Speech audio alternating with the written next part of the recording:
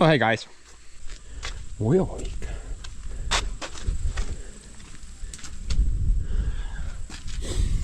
Not bad. Now I'm gonna do another Kirovets video, guys. At least I'm gonna try. Because we'll see how things go. Now, if you guys remember, the next step for the Kirovets is the rear end. But you know, there's like a major, well, not major, but a pretty severe hydraulic leak coming from the distributor somewhere. So I'm gonna try to fix that up as well. But about the rear end, yeah, the goal would be to get it sort of functional. Right now it's not very useful, honestly. You got these giant pieces of steel just kind of flip-flopping around everywhere, and you can't really use them properly because everything is bent, broken or missing.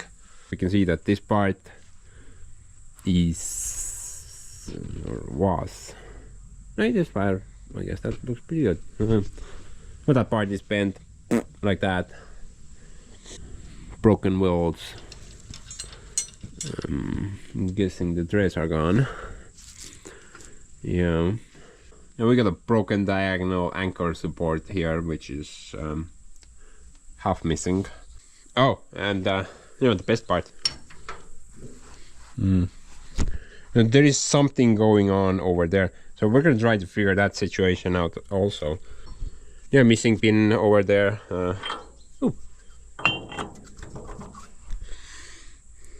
Almost fixed.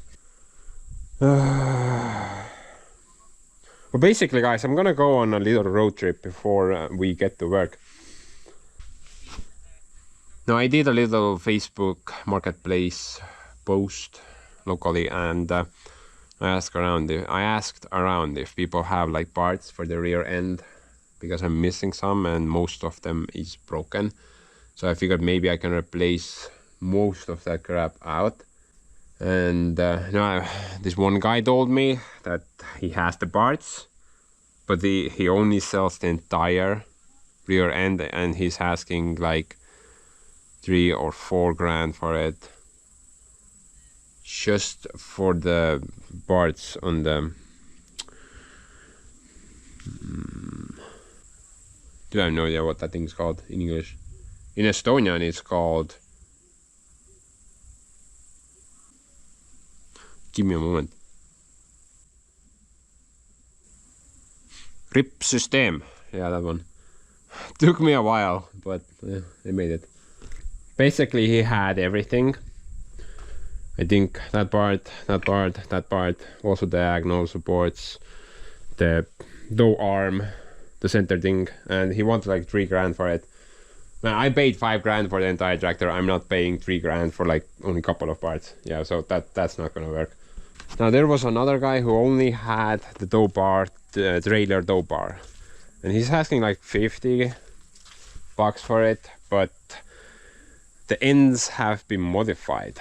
And basically the thing that goes between the 2 posts, but the ends have been made smaller to fit a tractor called T150K. That's like a smaller brother to the Kirovets family. The 50 bucks seems reasonable, but you know, I would need to like do a lot of work to, well, I would need to cut the ends off, install a new shaft on it, and this is like 60 millimeters, maybe a bit more. I don't have that size steel anyway, so that's gonna be probably not worth it. Maybe I'm gonna go with that. It kind of depends what the dirt guy offers. So the dirt guy has like many Kirovets parts. They're mostly scrap material, and they're kind of laying all over his farmstead. And I'm gonna go there tomorrow, hopefully get a lot of good useful parts. Now, he sent me some pictures, and apparently he has like a cab, some body parts, the entire rear end with the wheels and the differential even, plus the front frame as well, but that's like brand new rebuilt front frame. So I'm gonna grab some tools with me. We're gonna go there tomorrow, and hopefully I will be able to get some parts for the rear end. And maybe, actually I'm gonna make like a list. I'm gonna make a list what parts I'm missing at the moment, and maybe we can get like all the parts from the same guy. That would be the best option out of the missing parts situation. Maybe Steve is gonna join us as well. Not sure at the moment. It kind of depends if he's able to finish his chores on time or not. But no, I'm gonna load up the trunk with some tools. Need some jacks. A couple of jack stands, just in case. Those things. Definitely need those things.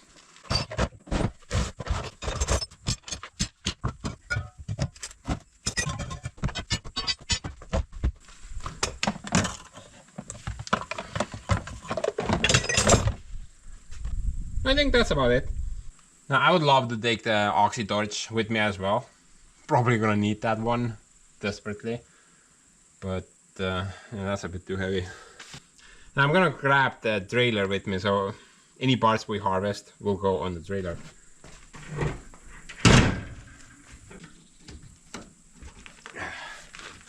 Okay, let's go on a little adventure.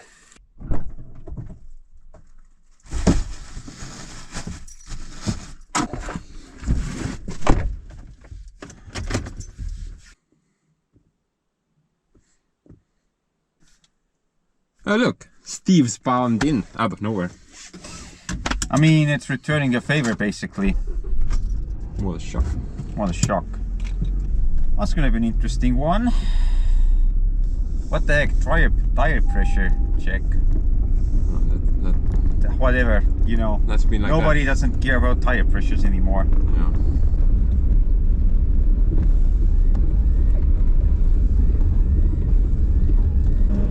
The trip is gonna be about 100 kilometers roughly.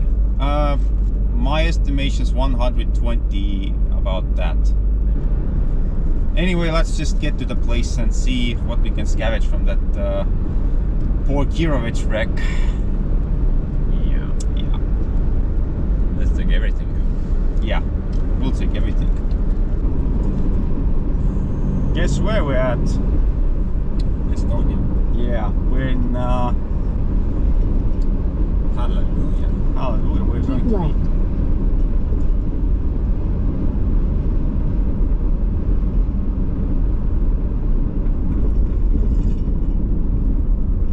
In 200 meters, turn left. Näed, siin on midagi. But I'm not sure if this is the place.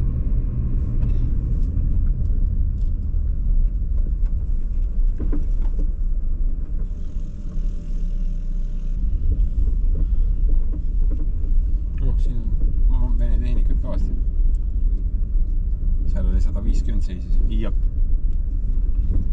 Yellow Belarus tractor, what the hell?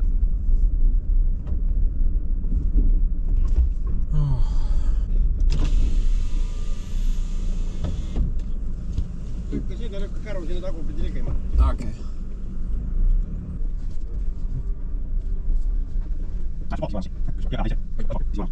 See on see vana ninaga, jah? No see on see kõige vanem. See on 66. aasta oma dokumentidega film. Väga äge. Ilukilp ei ole veel, temal olid ilukilpid ka käisid vanasti. Näed, siin on samas no kobane. No sellega veab enam, jah. Paak nii suur taga on. Kusjuures mul on sellise vana mingid mootorisaaled veel seisavad kuskil pakendi sees. Need on 800 moot jamps. Aga need on mingid erinevad, et mingil vanemal teistsugused saaled on päris esimesed jampsid. Mulle näitas üks mees seda vahet, aga ma ei ole austustallinega midagi teinud ka. Ta raam on muidu sama nagu... Ei ole, raam on teine, vaata kus on, vaata mitu liigendit. Väiksemad. No ratad on ka nagu väiksemad. Näed, siin on see asi. Ümber üliti, jah.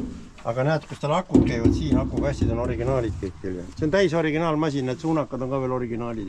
No see summutin juba maksab midagi. Istmed on uued, siis lagi on tegemata veel. Küll on ka. pärast kui meie paneme, siis võib panna see valadesse traktorisse. Minul ei nagunii seda tõesti.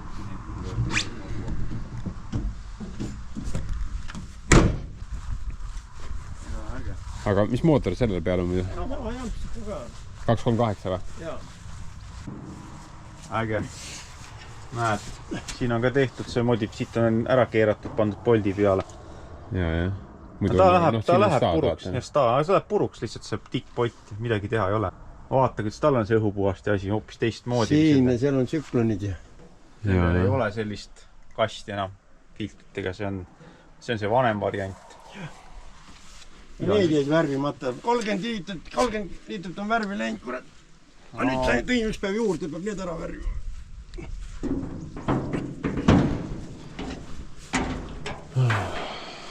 K700 first version. Me oleme siin teda ehitanud ikka, jah. Vinge pill. On. Igavene äge. Viimase lambi võru sain Tartust vanavara laadalt, kassaia oman see. Võistigi ringi, pani krontsi kassaia on teistkümne kinnitab. Üks võru oli puudu. See istub veel vedrude peal. Siin on isegi vedrude all. See on vedrudega pill, jah. Mul on ju jäik kõik. kõik. Uued tulidki 700. 700 olid vedrudega, 700 olid juba jäigas.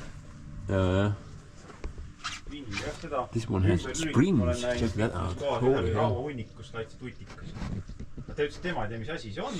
See lülitab 12-24 vist. This is very cool. Aga kas ta see...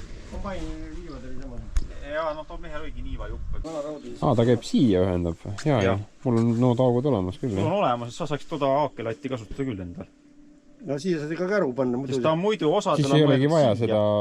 Siis seda rauda ei olegi vaja. Rauda ei ole vaja, siis paned selle sama ja paned selle küljest lihtsalt kas või teed diisli pikemaks. Diislid on pikad sul nagu nii olemas.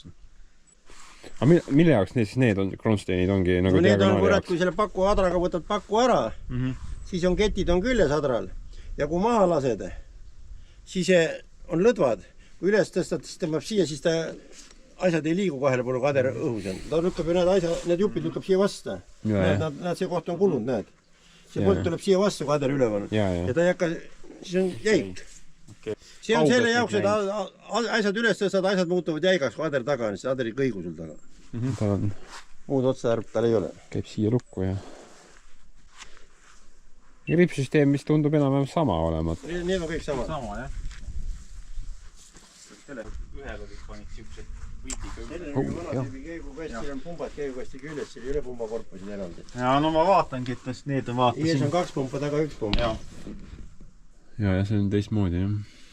Seal on see pumpade vahekast on eraldi. Ja seal mootorid kabiini vahe. See nüüd läheb restaureerimisse ja see peab järgmine aasta valmis olema. Ahah. No mis mudel see oligi? See on 52. 52, jah. Nüüd ma ostsin ühe teise vana tüübi oma, veel vanem. Et see on uue tüübi 52, seal on gaas on rooli küljes. Nüüd ma ostsin ühe vana 50 juurde, seal on gaas juba põrandal. Ja lülitid on siin all. Seda torbikat ei ole, need üldse ei ole sirge see ja siin all on lülitid. Vaata, kui vana esisilt tal on. Jah. Olen näinud küll siuksed vanarauast juppe on selle toonud. Tal on näed, võllid tuleb välja siit veel pingutada. Ja. See on hästi vana. Okay, so... This will be our donor for some of the parts. And from here we can see actually the thing has bushings up front. What the situation looks like. Nothing much different. Basically I need that part. Maybe even these 2 parts. And then this part will be the dough line. A bit different design, but this will fit on my machine as well. Technically. There are other parts here as well, looks like engines. Got a frame part there, another frame part here. This is also Kirovets. I'm guessing this is from the That's the rear end, this is the front end. Ei, neid ei lähe, ma vaatan, et Engine, the same thing I have with the pump housing.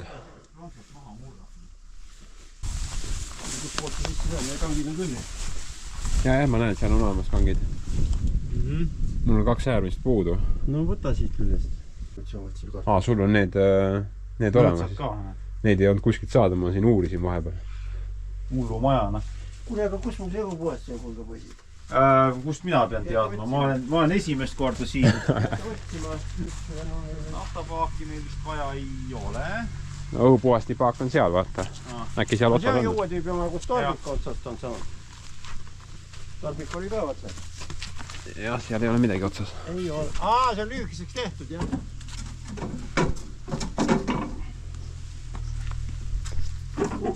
Ei, see on jah nii lühikeseks tehtud, see on toru minemised, nad on lühikeseks teinud. Okei. Võdame, kus ma omad vilja, mul on olnud viljakast, kus ma selle rohkem võdame. See võtab kõik lahti. Sama suure, 2 tüüpi. Tänapäeval ma ei jõua annab teha käsitööd, et need käed valutavad öösel, siis on päris tore hoolda. Asja pani vett, seal on täiesti mitte mingit tuulu. Saviga alt ära vesi hoolda. Savi hea see vett.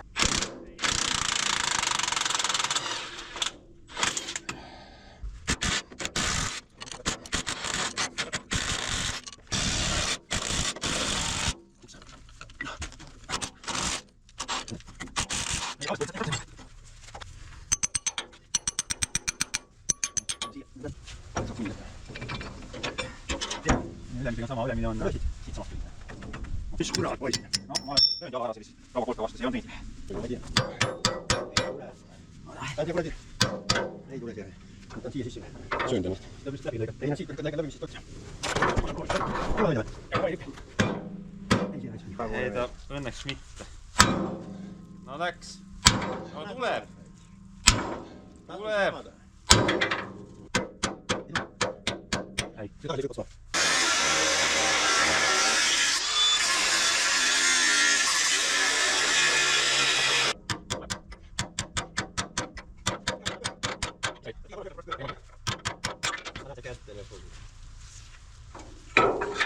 Jep. Tugeda lihtsalt, noh. Sisse saamine on veits kahtlane. Aaken on lahti mulle. Jätsad ma. Ei proovi. Okei. Oi, peen mees, näed küll. Ütle, mis võtid tahab. See peaks olema 17. Kus kohad? Siin all. Ei tea. Või 19. On 19. Räägid nagu Vana kooli teed. Vana kooli meestiga jah, vaidlemine ei ole kasu, tervise Ei, ma kasu. pärast seda, kui mul 93 Ma jätan keskmise siia, äkki kellelgi on vaja. Mul on ei 2 äärmist olid puudu. Keskmine oli. Keskmine oli. Ei, tuleb ära võtta. Vaata kiilo ära ei kaotada. Sest see on mingi oma kiilot, võid selle Jah, mulle välja anda. aga mul on vaja kullinokka selle kiilu jaoks. Ma toon sulle kullinokka. Aga ma tolle puhtalt sellest pikalt läbi treima neid, siis sinna paned. Ma ei...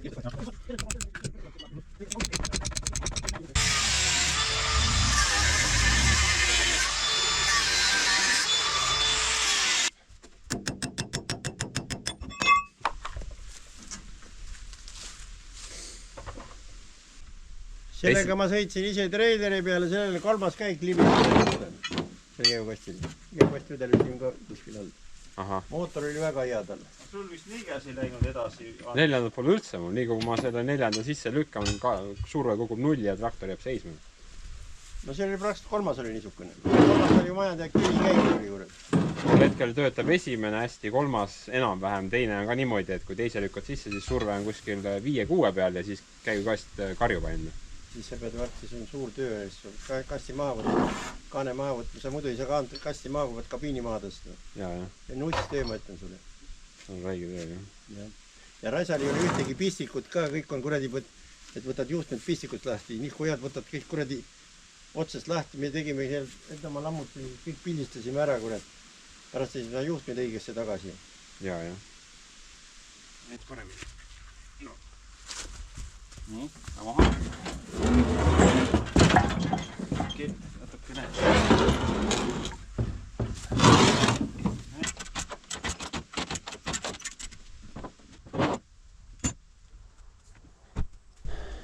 Now there's many more parts here. For example, the wheel covers, both sides. These look like brand new. They're not bent or anything. Unlike what I have. Plus the hood looks a lot better. But I'm not gonna take these just yet. I'm thinking maybe I can fix up or restore my parts instead. Yeah, it would be a lot easier just to grab this. The guy wanted like $50 for it. It would be a lot easier just to grab this, take the old part off, put the new part on. But dude, I'm not built like that. I don't know. If the old part is just barely okay, then I'm gonna try to fix the old part up first. However, the body rebuild section of the video is like still long away. But guys, we're gonna go back now. Before we do though, I'm gonna go visit Steve's friend and check out the business there. So a little bit of more road tripping. Siin on järgmine talupool. Ja neid on palju. It's a lot of them. Do we have any Kirovets parts here as well? Maybe we could have some few bits and pieces. This one is not electric. Nope. Tere, kus ma pargin? Sinna uste ette. Kuhu ette? Ukse ette sinna poole.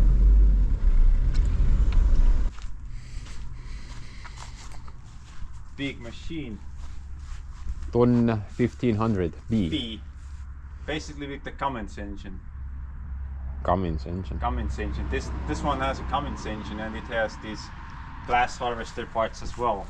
I don't know exactly which parts are from where, but it's kind of a interesting setup and it works. And they sold this thing new. There's an interesting machine here. I think this one my friend bought new. I will still tell. And this is they built back in 2000, I believe 15, 16. So this is a basic Belarus with a, I believe, Valmet backhoe. So this is an interesting one. Holy hell, this is so huge. Yeah, I think it's a Valmet J610S. So basically, yeah, it's huge, but you know, this is huge. It's all digging shop basically. Bigger than the tractor. A lot bigger. But also, like one of the reasons why they built on a Belarus, not with the other machines, is parts availability is better. Just for the yeah. That's kind of one of their main works. A lot of weights. See on ka raud siin ees või? Joppenpuu. So much counterweight. How does this axle not break in half? That's insane. This tractor has more steel in the digger frame than the tractor itself has. Severely overbuilt. Very impressive. See on mingi suurem russ siis või? No see on tavaline, see on põhimõtteliselt tagaväljad on teised kui sellel sinu omal ja esiväljad on ka teised. Suuremad rattad on lihtsalt all. Ja. No see on nagu õige 82.1 vist või? Ei, see on ka siukene wannabe asi. Wannabe. Wannabe. See astis uue kabiini.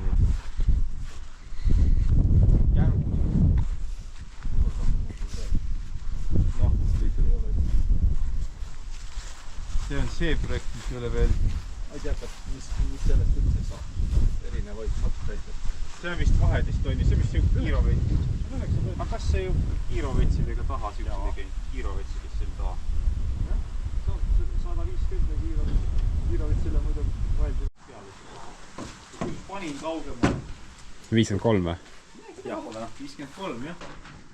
Steve's daily driver. Yeah. I'm going to start up this thing and take it outside. I've never seen this thing drive since this engine was swapped out, so totally interesting one. Could be, yeah. Because I remember when this thing started, when it had the original V8 in it with, you know, horrible gas mileages. Now it should be pretty much better by a long shot.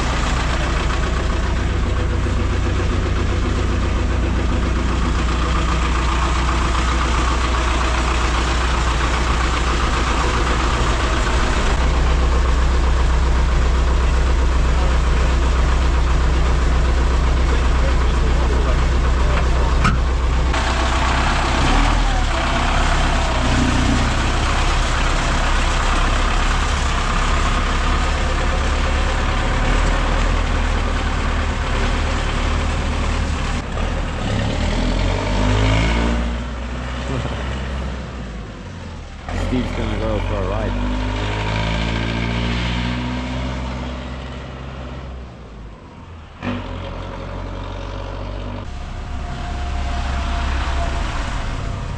How was it, Steve?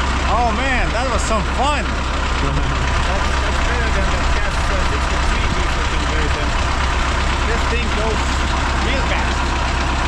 Real fast.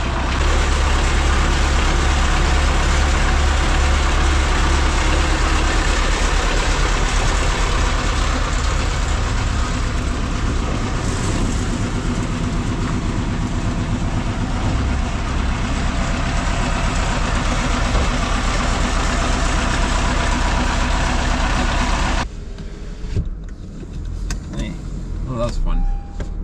That was very fun. Yeah, road trip over. Road trip on over, yeah?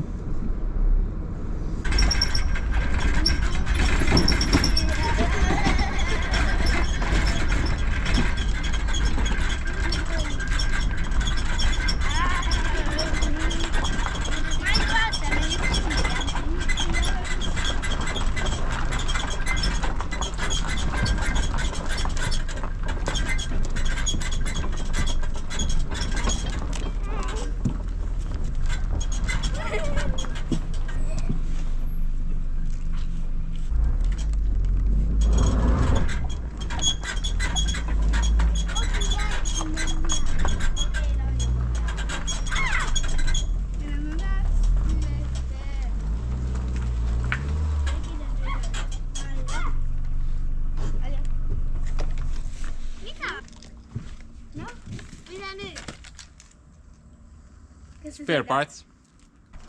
Hello. Hello. Hello. Hello. How are you doing? Look at that, guys. Are you sticky? My spare parts are talking. Võta no alt silma peal. Siis sõidan ära. Okei, kui raske need on? Need on hästi rasked. Okei,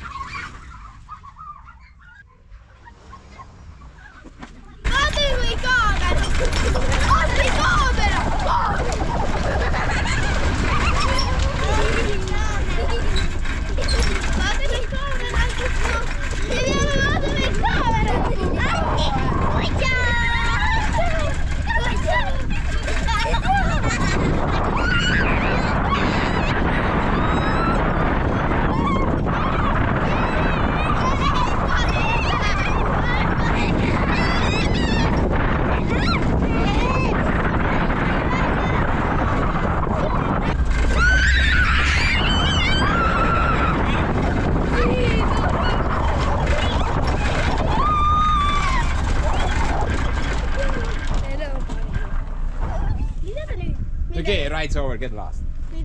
Yes. No. Tähendab, võtame su põsa ja siis üks ring veel. ei, ma tegin 4 ringi juba. Võtame põsa ja siis. No. Yes. No. Siia. Siis jätta käru peale. Kas sa lähed autoga veel ära? Sa ei jõua meid tõsta.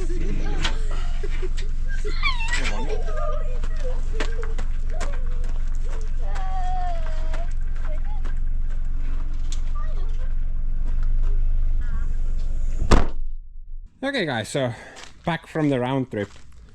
Spent an entire day, but I think it was worth it. Yeah, for this bunch I only paid 150 bucks for the whole set. No, if you ask me, I kinda stole them, honestly. Considering how much the first guy asked, plus the second guy who was offering the tow bar, he wanted like 250 bucks just for the tow bar. But technically I don't need that anymore because I have that thing. That's a trailer. It's especially designed for trailer hitches. That round thing will go there. It will unlock like that. Round thing goes there. Lock it like that and put the pin through that small hole. So that's for that thing. But I offered the guy 100 bucks. Now maybe I will still get that one, but I'm not gonna pay 250 for that because it's not like a ready to use thing. I need to like rebuild the ears or the sides on it. So I think it's not worth paying 250 for that.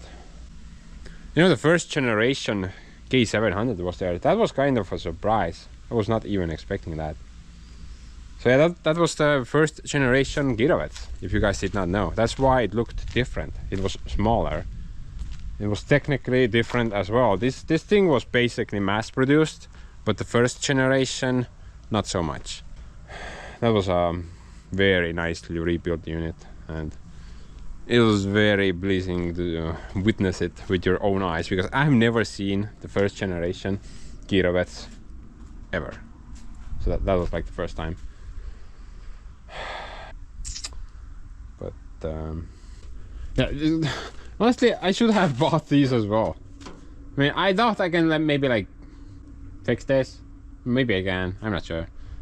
What do you guys think? Should I go back? The guy told me that he's not gonna put them up for sale anytime soon. So if I change my mind, I can always go back, buy them off him instead. I mean, that side is pretty messed up. I mean, this side looks pretty okay. Just need to weld that shot and fix the mount, because the mount is broken. That thing's broken. So this side is kind of okay. The other side is pretty bad. The guy wanted like 50 bucks for that thing. The fender, yeah, that's the thing. Oh, by the way, I also asked about the gearbox thing that I have. I can't really use any other speeds than first and maybe third.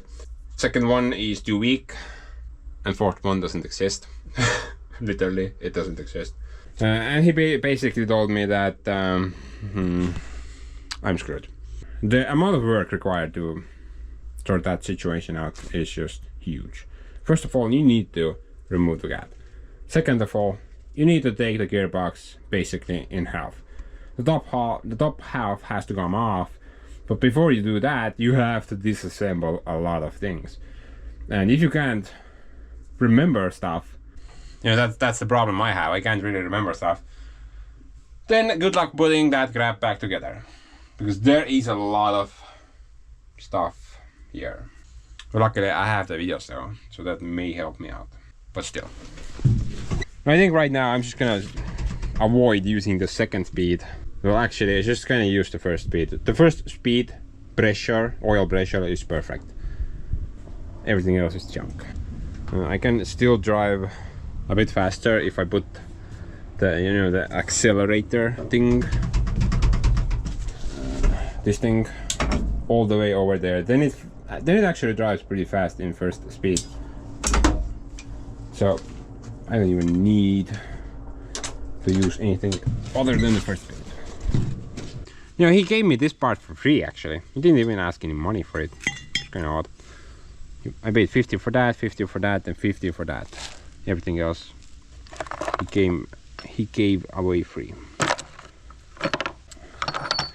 I think before we go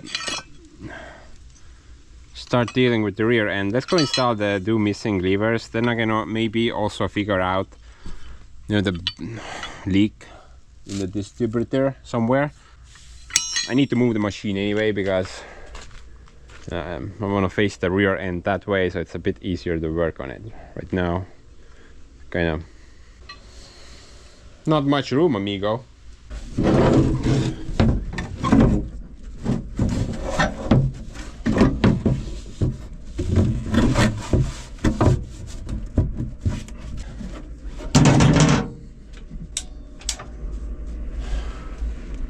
Oh man, look at that. Holy hell. How did I miss that? I guess it's been leaking for a while.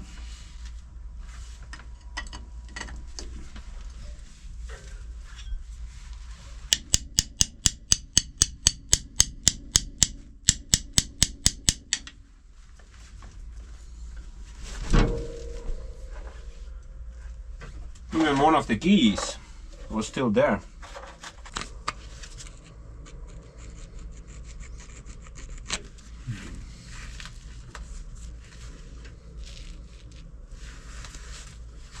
Where's the hole?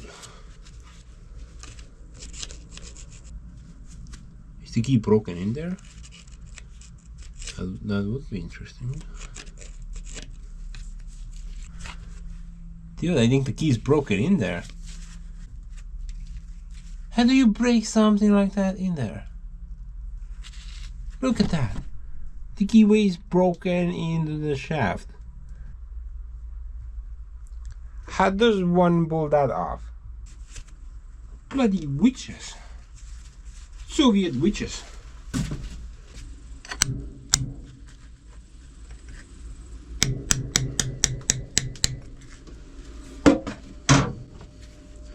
Maybe it's just worn down. I don't think you can actually break that. I mean, it's definitely smaller. I think it's just worn down.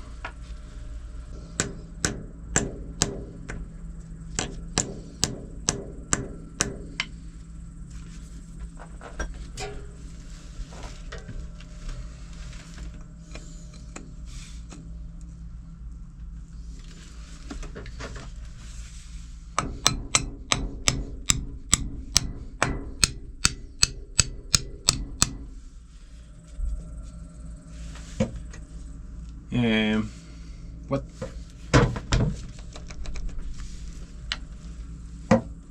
Isn't the giveaway supposed to stop that from happening?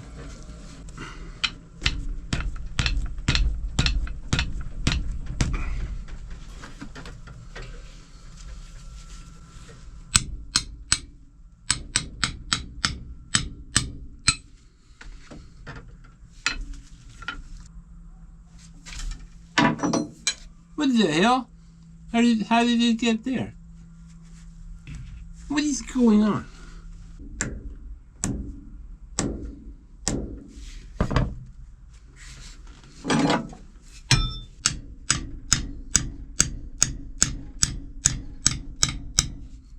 Okay.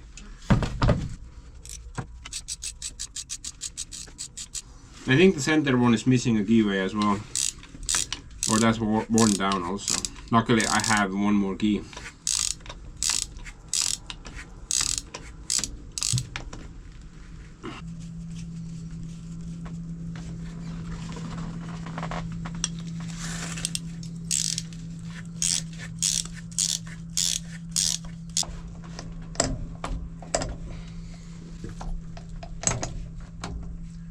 A good thing those still move. Usually if you don't use those valves, then they really get stuck over time. These move actually really good.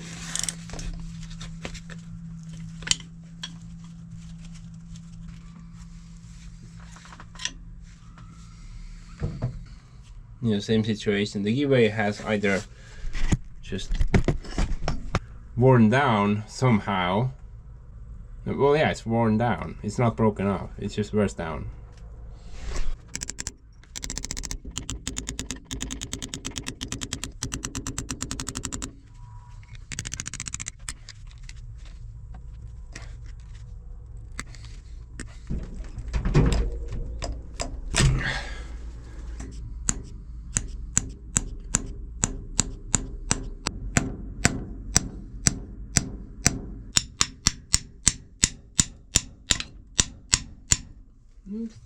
Välja läheb.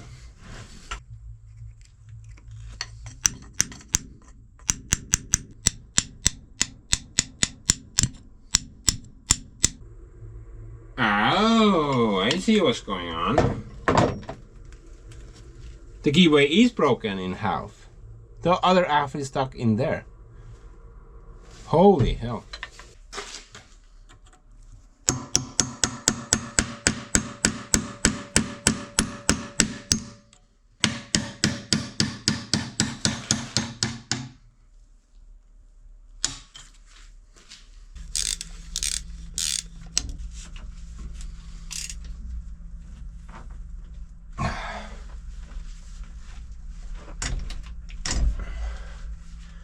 Look at that, guys. Kiros has some new parts. How adorable.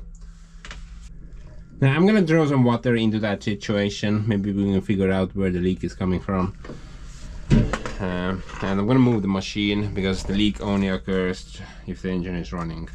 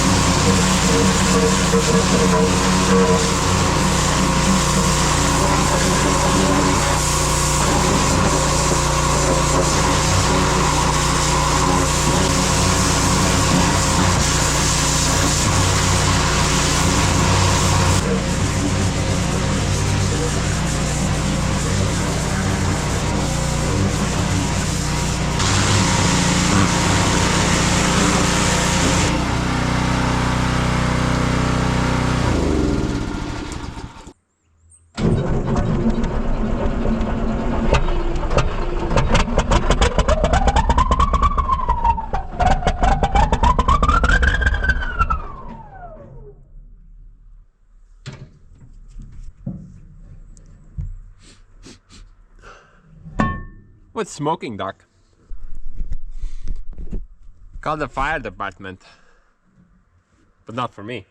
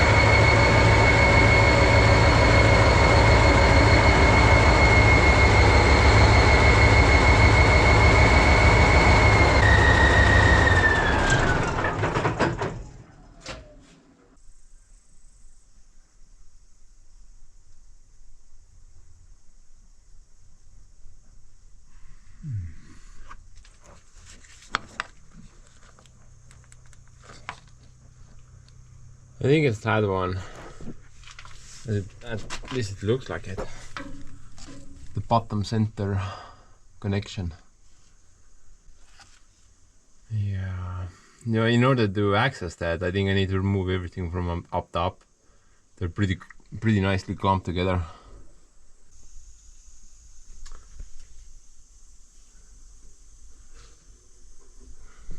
Something's leaking again.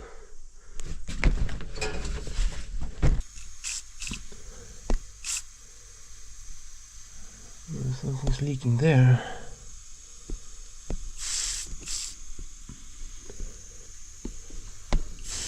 But that's a pretty mild leak.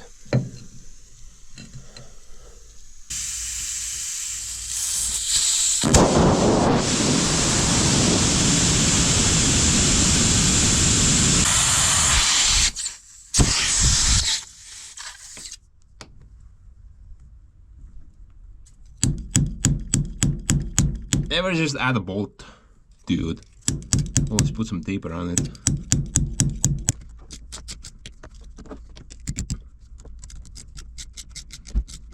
Okay, that should sort out that problem for now. But I'm pretty sure the leak was not from there. And actually, the leak felt like it was coming between that part and that part. So somewhere there. Yeah, I think I know what's going on with all these air leaks. I've batched a lot of them up now, and you know, as you batch up, then the next weak point will probably give away. And it was just gonna keep happening. When you batch up something, then the pressure increases somewhere else. Then that part will fail. Then the next part will fail. Then the fourth part will fail, and etc., etc., etc.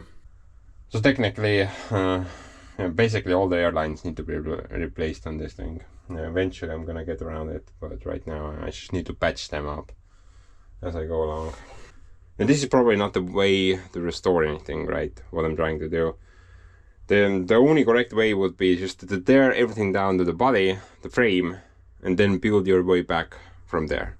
One part at a time. But I'm just kind of going at a different angle, I guess. I just want to have the machine functional. I might need it from time to time. That's why I don't want to go too deep into the issues. But I'm gonna try to sort the leak out on this end now, because that's getting pretty bad at this point.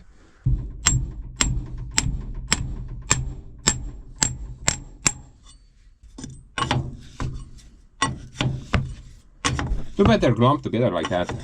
I need to take, I think, most of them off in order to access the leaky one.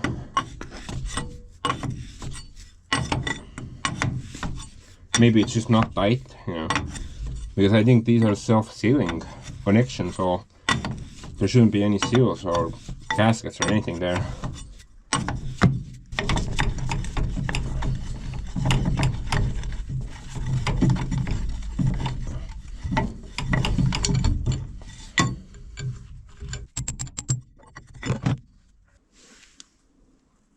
Oh, there is a O-ring there. Fancy that.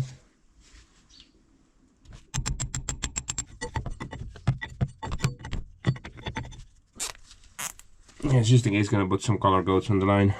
Although, this is not that important. Even if you mess up, then the hydraulics are just gonna work the other way.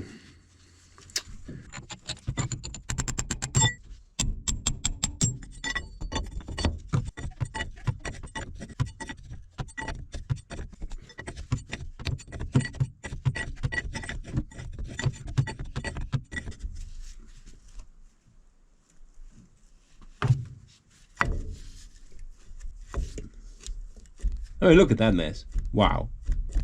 How did that happen? How did that happen? Obviously these things can spin with vibration here. They had to be tightened down by a mechanic who obviously did not do a proper job, because this is BS. These things can't walk out of here on their own. No, sir.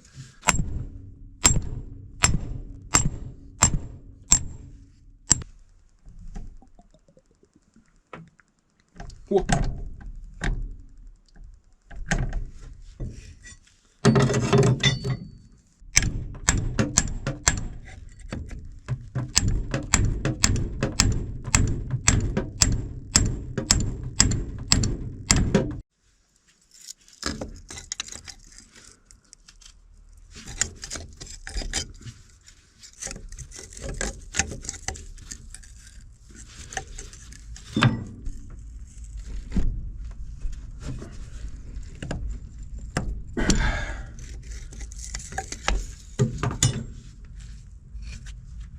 Maybe that will do the trick.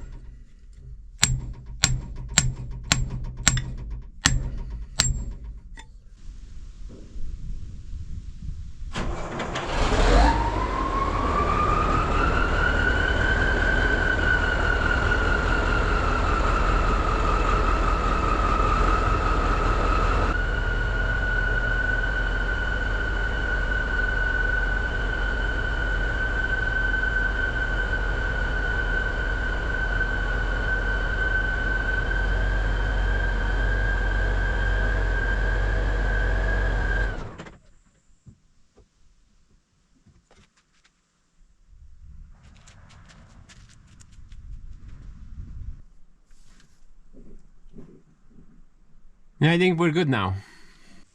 By the way, guys, I may have some good news. May have. It's about the coolant leaking into the engine oil problem. Well, honestly,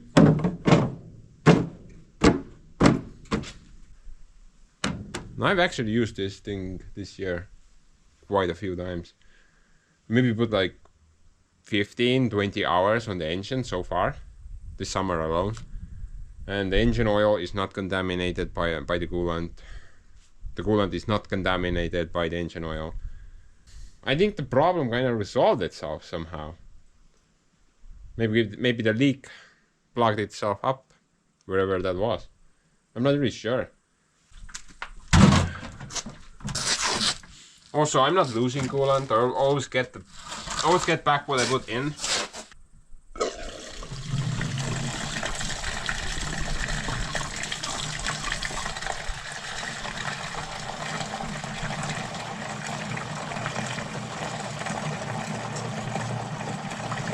I think that once we remove the oil pan, then I'm willing to bore in some coolant and see if it starts leaking from anywhere from the engine. But you know, right now it's looking good. It's looking very good. You know, it just might be a thing with long storage and cold temperatures, like during the winter time. Because this guy sat for 8 months, and I think it was like 5 liters of coolant in the crankcase during that period. If there's still a leak in there somewhere, then it's pretty slow, and using the machine a couple of hours at a time, you're not gonna notice anything.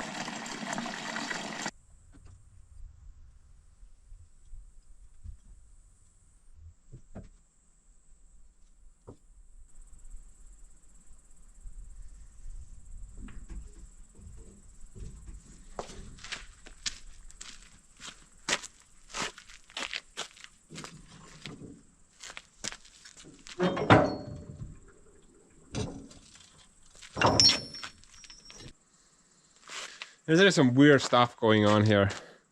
Now, for example, this part. That part was completely different on the donor tractor. It was straight, but this one is a propeller, basically.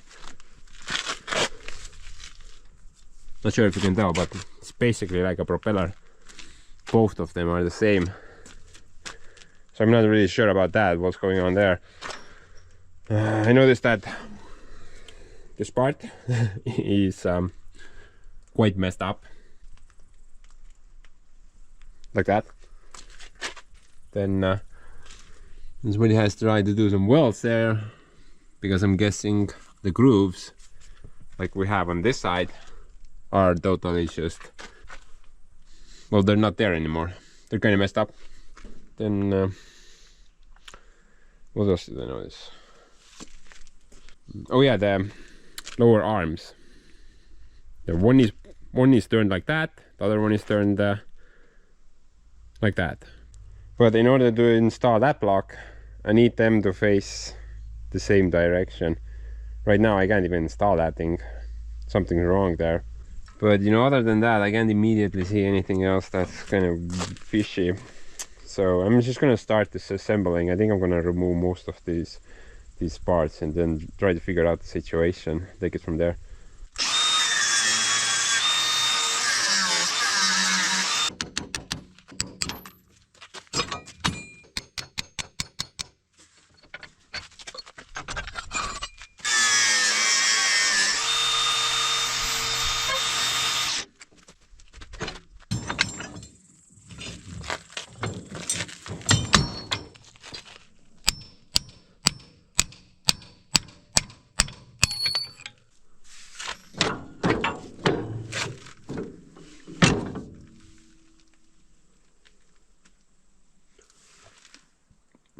I wonder, maybe I can just turn it.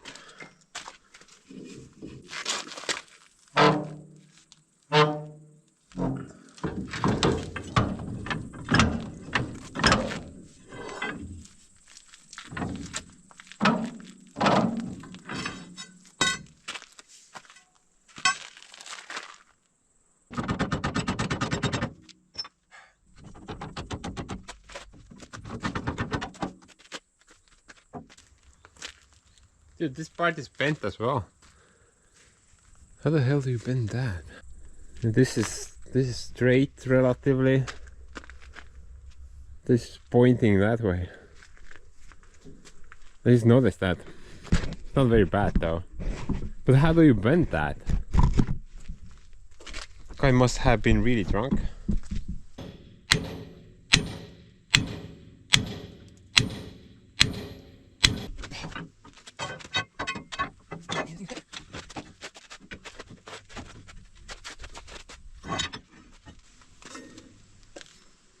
That thing is really heavy. Yeah, I just kind of noticed that spring over there. Now, the donor machine did not have one, and the guy even mentioned it, but I didn't remember at the time. I do have it, but no, it's broken. I'm guessing that part goes around that part, and that part goes into that hole. So mine is broken, but maybe we can fix that. And I'm not sure if it's supposed to have like dew springs, one on each side, or just one. Maybe I should look it up on the book, but the book is like 50 meters away. Too far.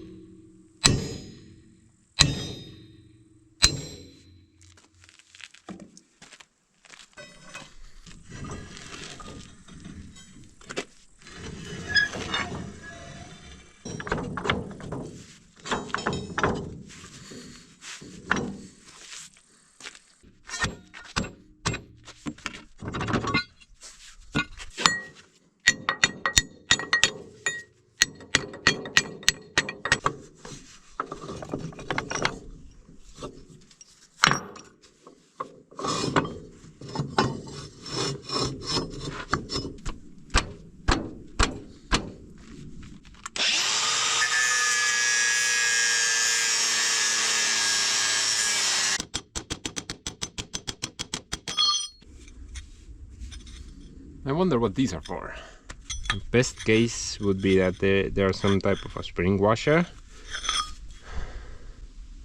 But I don't think we can call this a washer. It's more like a spring steel plate.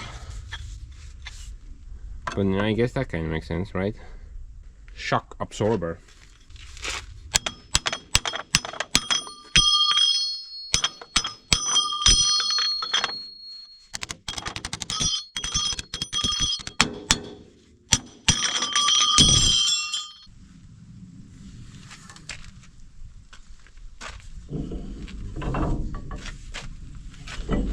I don't think I can turn that out. Might need like a mile long pry bar.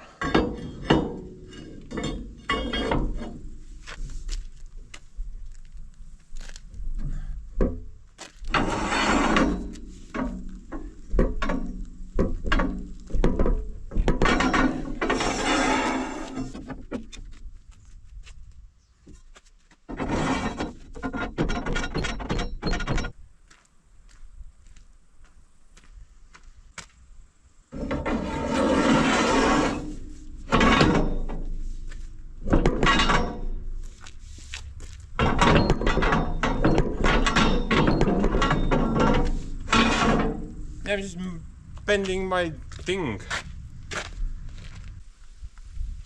This thing's probably more stuck than Joseph's clutch. Yeah. I wonder how can one bend it like that? I'm guessing the threads inside are screwed as well. And currently I have no good ideas how to get that thing straight. Definitely can't turn it out. I could try to like hammer it straight and then weld it shut. Or put it in a press or something like that, but my press is not big enough. Plus I don't think I'm capable of hammering that straight anyway. And technically this thing doesn't matter if it's like slightly off. I mean, instead of that, it's gonna be hooked up like that. So it's like slightly off center. No, let's ignore that glitch for now.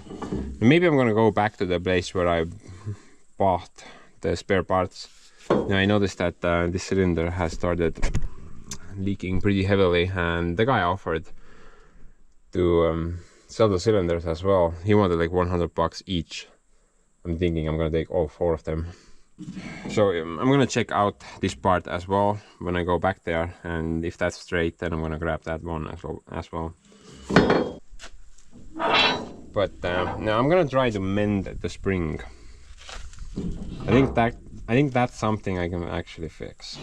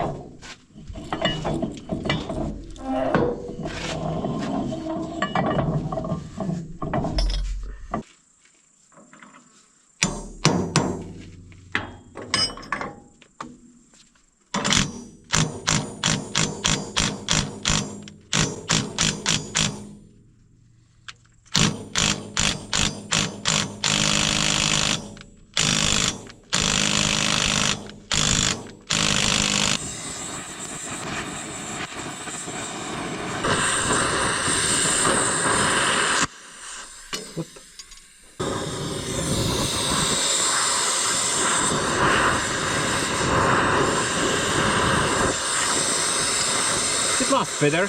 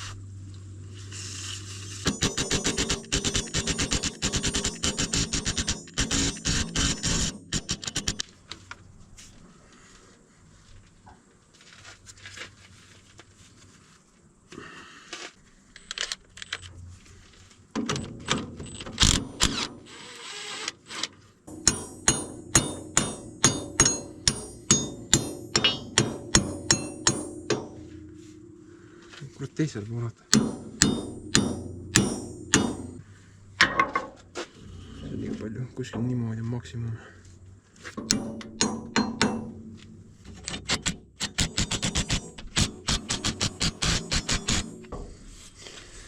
I need to put like a piece of steel here that is not some random mild steel piece. I think I need something stronger. Actually, I do have something. I got a couple of pieces of really nice strong steel. Maybe one of them will nice fit. I don't even need to bend. And this is the souvenir from the Harvester rescue mission, if you guys remember. Maybe this will fit here. You know what? Let's remove that piece. I think a pipe would work there a lot better.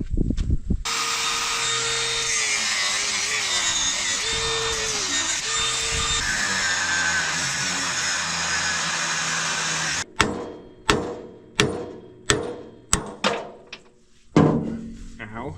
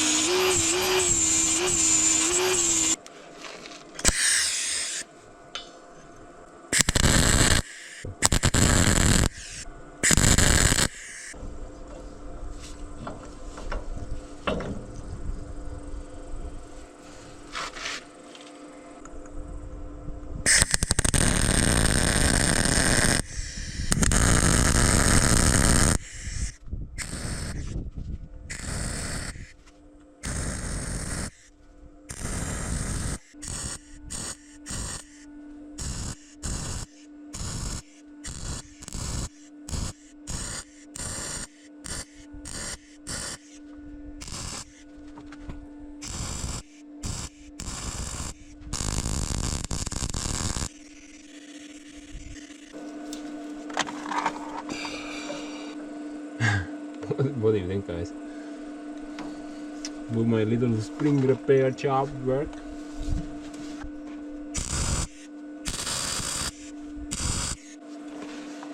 I mean, might.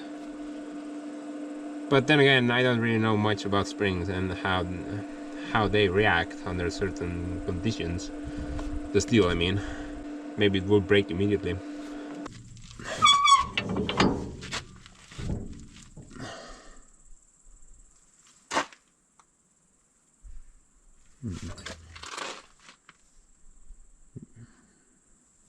Maybe it needs to work the other way. No, that can't be right. How are you supposed to install it if it needs to work the other way? And you need to flip the spring around then. It needs to be this way. I think you just need more weight on the end. Yeah, like something like that. So the purpose of this spring actually is the old dude explained it pretty well. You know, because this part is so heavy, the spring will help to put it up in an upright position. So you don't need to like manhandle this thing. The spring will do most of the work. And then once everything is kind of set up, it's either connected to the center, or you can lock it to the side of the lift arm. There's a special hole for that. I think that weld will hold, but I'm not 100% sure. I wouldn't put my head under the thing just to clarify it. So I'm not 100% sure, okay? But I'm gonna keep it for now. Now about this guy, guys. It's been kind of nagging at me the entire day. I want to do something about it. I really hate it being like that. Now I mean, to extract this part, it's actually not that hard. You need to remove that bolt, but there's like a bushing stuck there, and there's no way to hammer the bushing out from that end. So I have no idea how are you even supposed to get that bushing out? Because if you don't get that bushing out, you're not gonna be able to remove this part.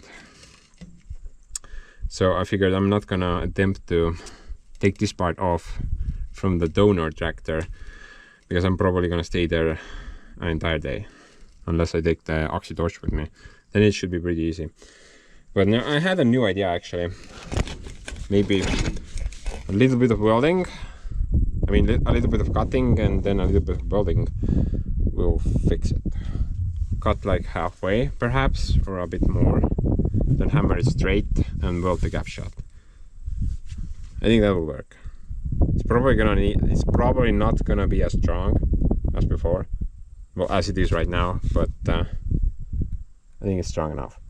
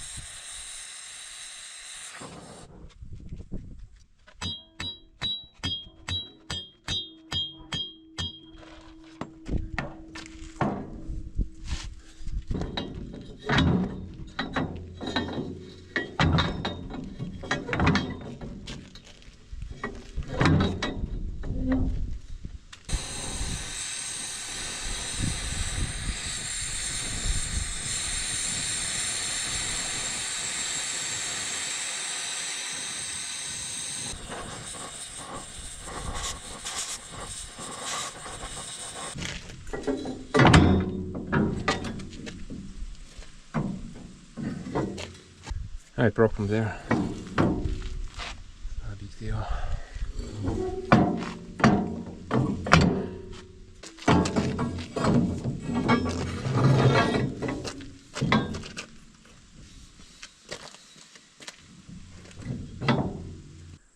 And that's pretty straight now. A bit unusual fix, but it should work.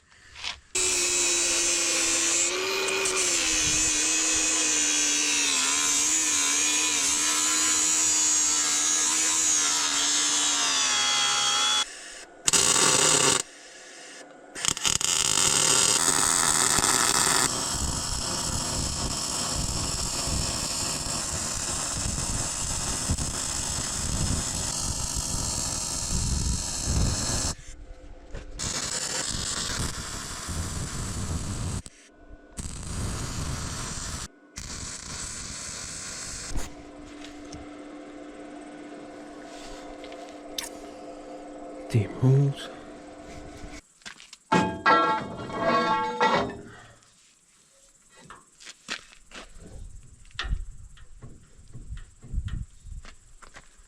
Okay, well, I'm gonna leave those two at that. I think the spring will work.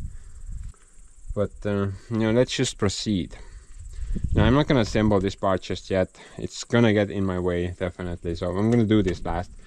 But the next part that I wanna focus on are the arms themselves. You know, both need some amounts of service. That side more, definitely. But you know, I noticed that this side, it's not like fully in there.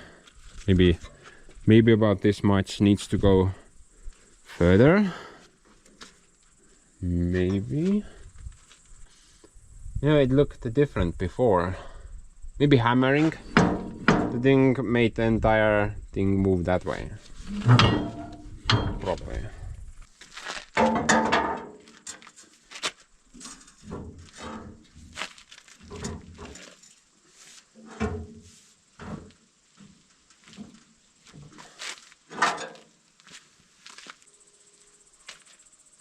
There's actually several problems here. First of all, there's no stopper on it. On anything actually. And no stopper on this side. So this bone, this bone part can just kind of walk out of here whenever it feels like it. On this side we do have some broken welds all over the place. So I'm guessing that's like a stopper. It will prevent the bone from moving anywhere. Yeah, another problem is that the teeth inside there are just completely worn down. There's literally like, look at that. So basically this part can just drop down if you put too much weight on it. The teeth on that side look pretty okay. At least I don't see anything severely missing. And the third problem is up there.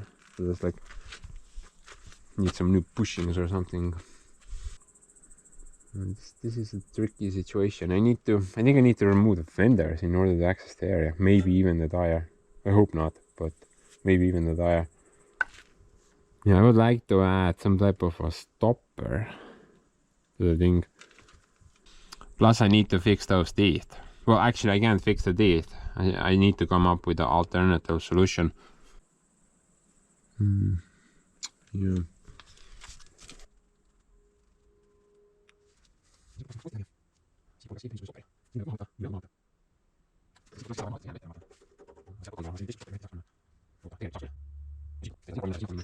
Okay guys, I think I have a plan.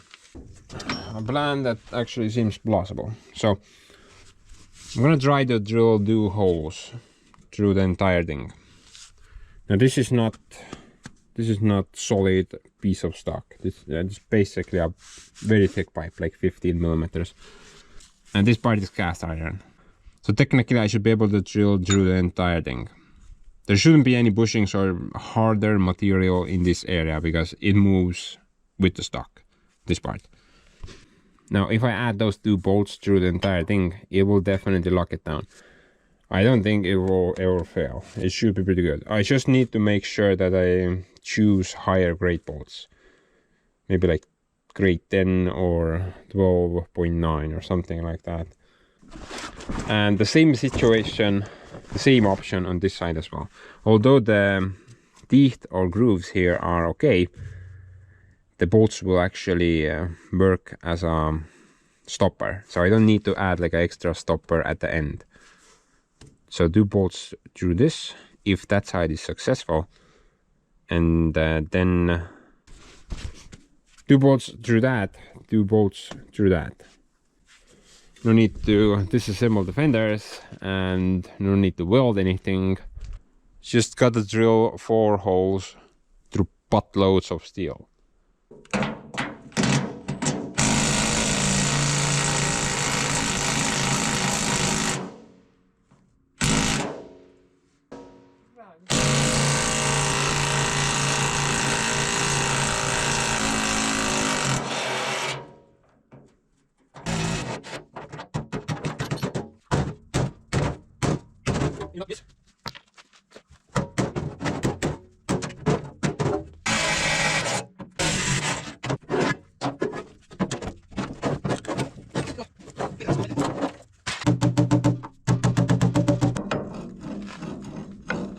Biggest wrench I have is not enough.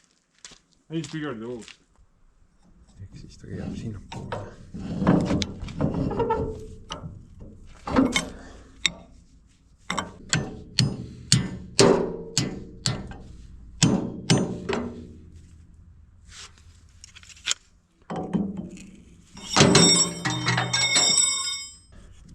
Oh no! No, don't go. I so enjoyed your company.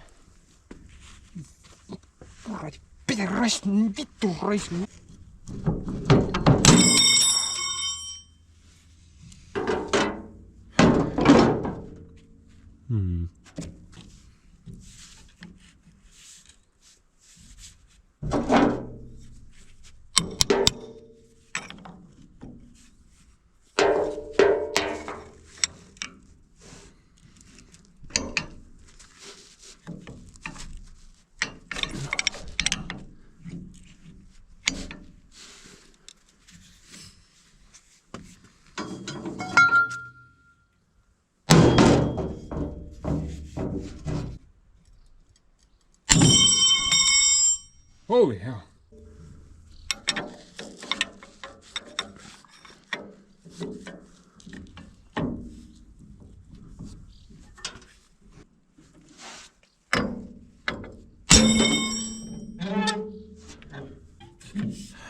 Man, that wrench just disappears. Can't even see it fly off.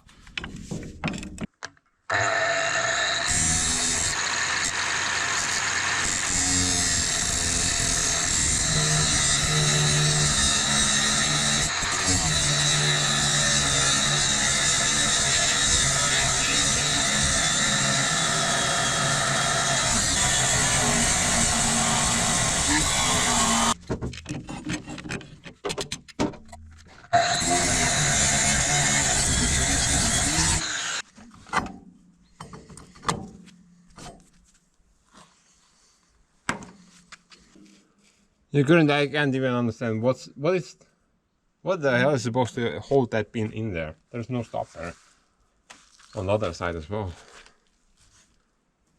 What the hell what is that nut supposed to do? It will just go out the other way.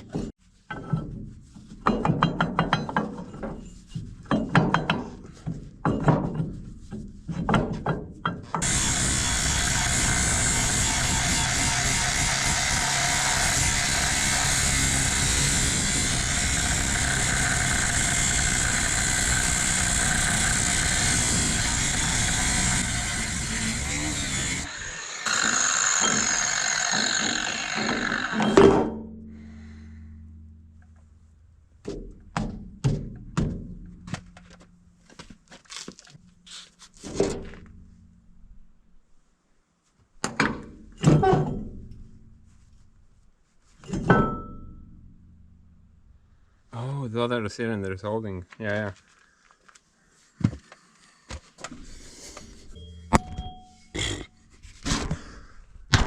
Sorry. Oh, it cracked the lens. Not my day.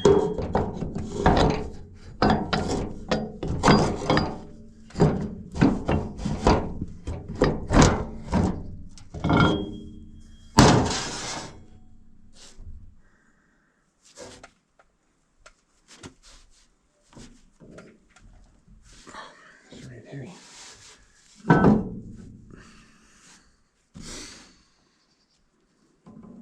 Look at that carnage.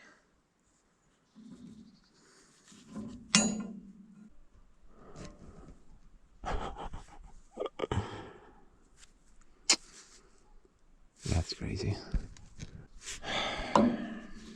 Even a nut fits in there almost. Stupid washer in the way. But yeah, basically the nut will even go in there.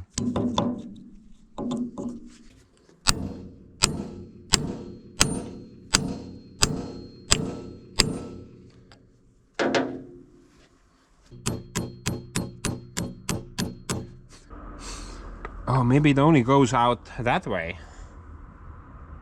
Maybe this end is a bit bigger. That would make sense, right?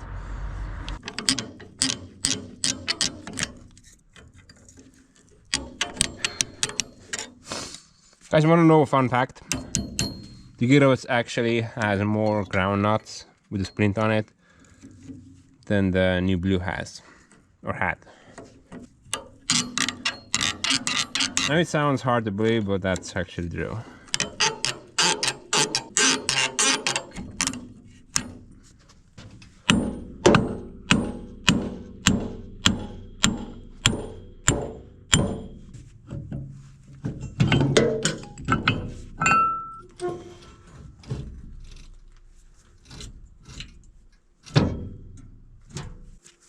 This one actually looks pretty good. I think I'm gonna reuse that one. Oh, and this one looks pretty good. And this looks very nice. Very rusty, but should be fine. This thing is gonna last forever. While I still have the machine, that is. That end though, well, at least this part is good. I'm probably gonna try to mend that somehow. Maybe I'm gonna reuse this part. Make like a new pin for it. But I guess we'll see. Not sure at the moment. I need to take the cylinders up somewhere out of the way, and then I can start drilling.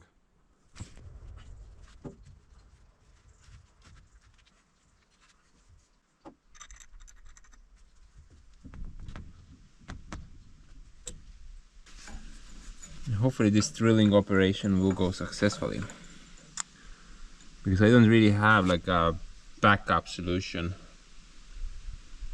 in order to fix those splines. I could probably try to fix the splines on the shaft, but guys, there are countered splines on that piece and I don't have the tools to do that. I think the drilling option is actually plausible. There's a couple of bolts through that. I need to get the shaft that way though, about this much still.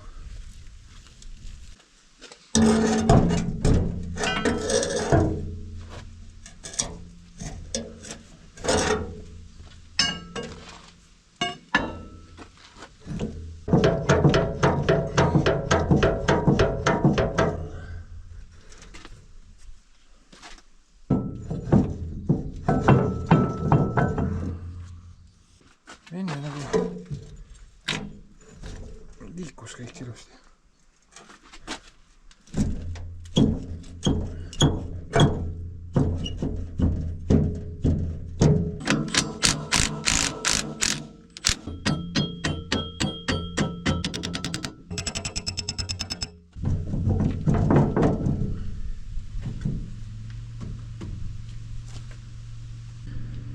No, it would be perfect if this cap was hidden completely, just like I have it on this side. But no, I think I can't squeeze it any more further down the road. It's very close though, maybe like 8 millimeters from being flat. So I think that's fine. I think that's not gonna go anywhere. You know, there are still splines in there that are working.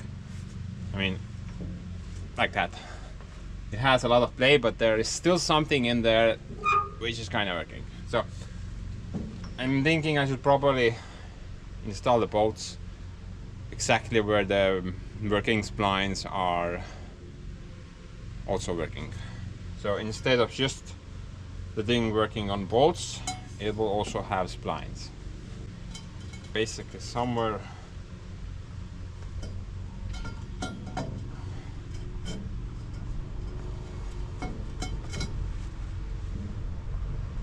over there.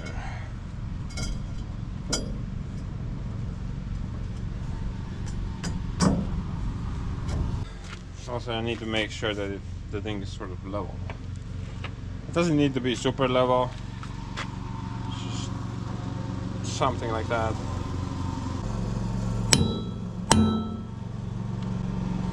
Like I said, I hope it works, because I don't have a lot of alternative options here. I could try welding, but you know, I would need to weld cast iron to steel, and someone already tried that Didn't work. There is just a lot of stress in the area, I think, and the weld is not the best option for this setup. I think a bolt or a pin would work a lot better.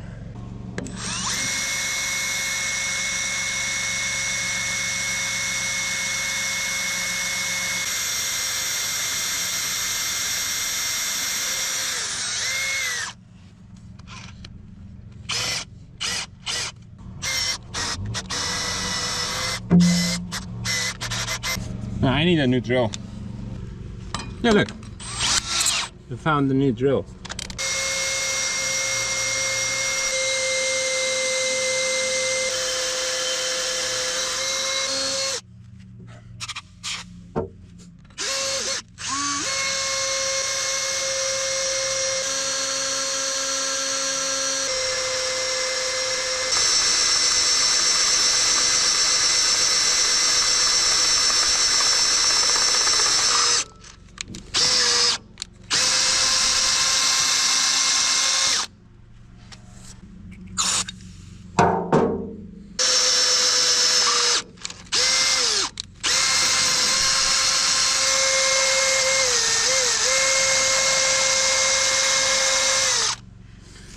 Okay, well, so far so good. Through the halfway point.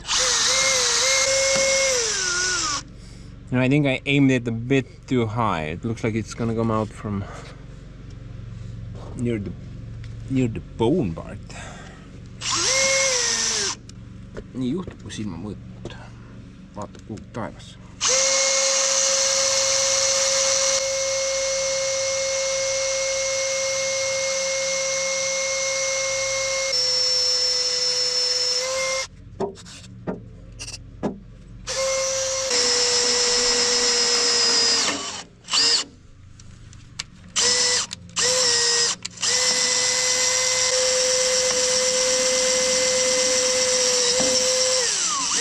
Oh, perfect. Dude, my eyeball was so correct. We should give my eyeball a Nobel Peace Prize. Because look at that, man. That's perfectly in the center over there. You completely eyeballed that.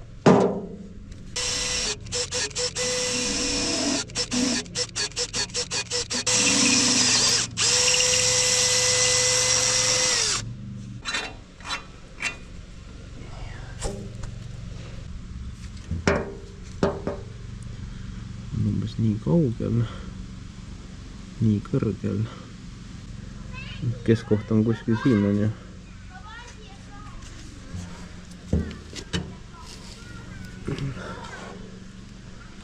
Eyeball this bastard. I think that's fine.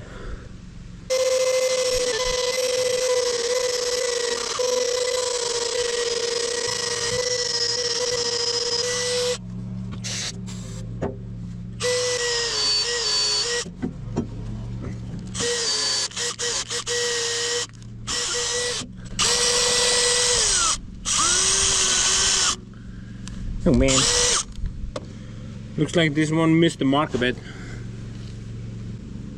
Yeah, I'm gonna try to re-drill that one.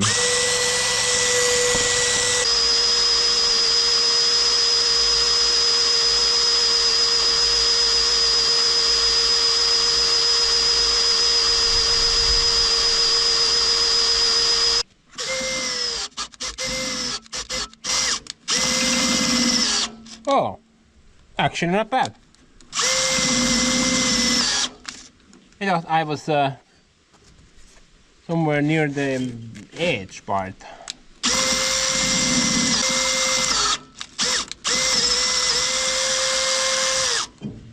That's actually perfect. Yeah, I'm just gonna keep the threaded rod in there just to fixate it, so it wouldn't move away from its position.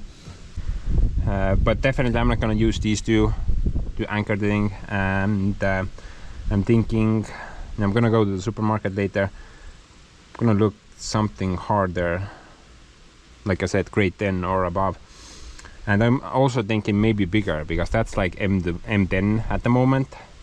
I think I should go like M12 minimal, maybe even M14. That's definitely not gonna break. And maybe instead of threaded rod or a bolt, perhaps a bin. Not really sure. It kind of depends what the hardware store has, and then I'm gonna make the decision there. Now about the design, I think this is gonna work out pretty good. There's only one downside to this that I can imagine off the top of my head. So the bone part moves with the shaft at the same time. Up and down motion, this thing is very secure. The bolt will snap before any of the bone parts will fail. However, there's like a weak point now because of this design, and just imagine if the bone moved like that from side to side. I mean, there is actually enough play between the bone part and the shaft part, so the thing will move a little bit. And if I make the hole the exact size as the pin or bolt, then it's very likely that it's gonna break off like that. So I'm probably gonna make the hole a bit bigger, like a millimeter or deal, to ensure that does not happen. Now, up and down motion, this thing is not gonna break, definitely not. There is just mountains of cast iron there, so that way it's not gonna break. But this way, side to side slop, might actually break it. So I'm gonna keep that in mind. I'm gonna make the hole bigger than the bolt itself, so it will have a little bit of available side movement, if you know what I mean. Oh yeah, guys, one more thing, about the spring weld that I did. And actually, I had some free time, so I did a bit of googling, and not a good idea. Spring welding is usually another thing, because if you weld that, then apparently it's gonna take, the heat is gonna take the temperament out of the spring steel. So if you put like buttloads of load on a spring after welding it, it's just gonna break next to the weld. So possible break option would be somewhere over there, because that's like a weak point now. Yeah, so don't weld springs, guys. It's not a good idea. However, I'm gonna keep mine on though. Not a lot of load on the thing anyway. It's just the middle part. And I'm pretty sure I'm not even gonna use this part most of the time. It's just gonna be out of the way somewhere. Now I'm gonna quickly do the other side as well. It took me like an hour to drill that side. I mean, I have to go through, I would say that's like 40, 80, 160 millimeters of steel. Not fun. Now this side doesn't need the bolts, the splines are okay, but the reason I'm installing bolts on this side as well is to fixate the shaft into place, so the shaft can't move. Well, the shaft can't exit the situation. That's the reason I'm gonna bolt this side as well.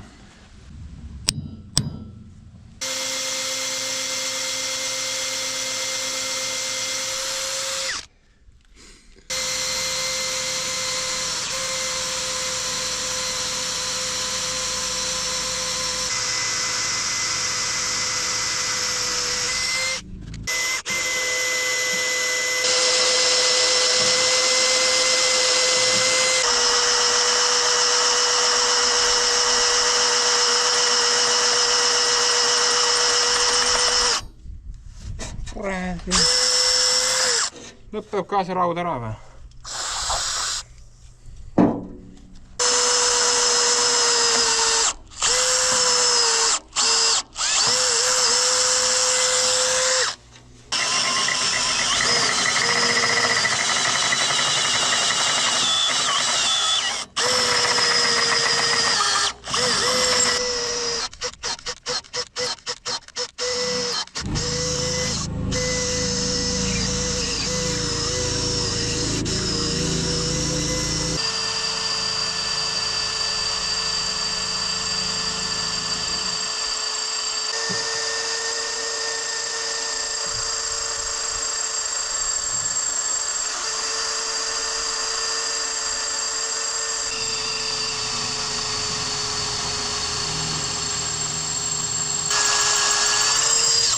I drill,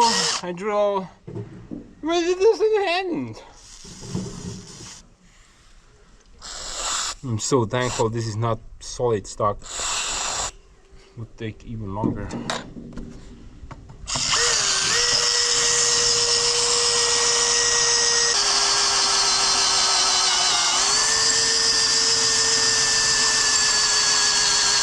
Oh, finally!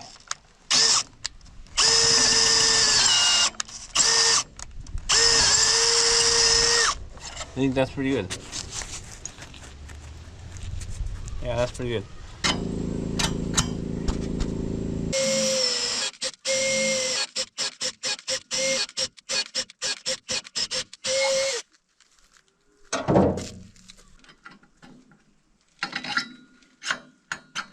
Yeah.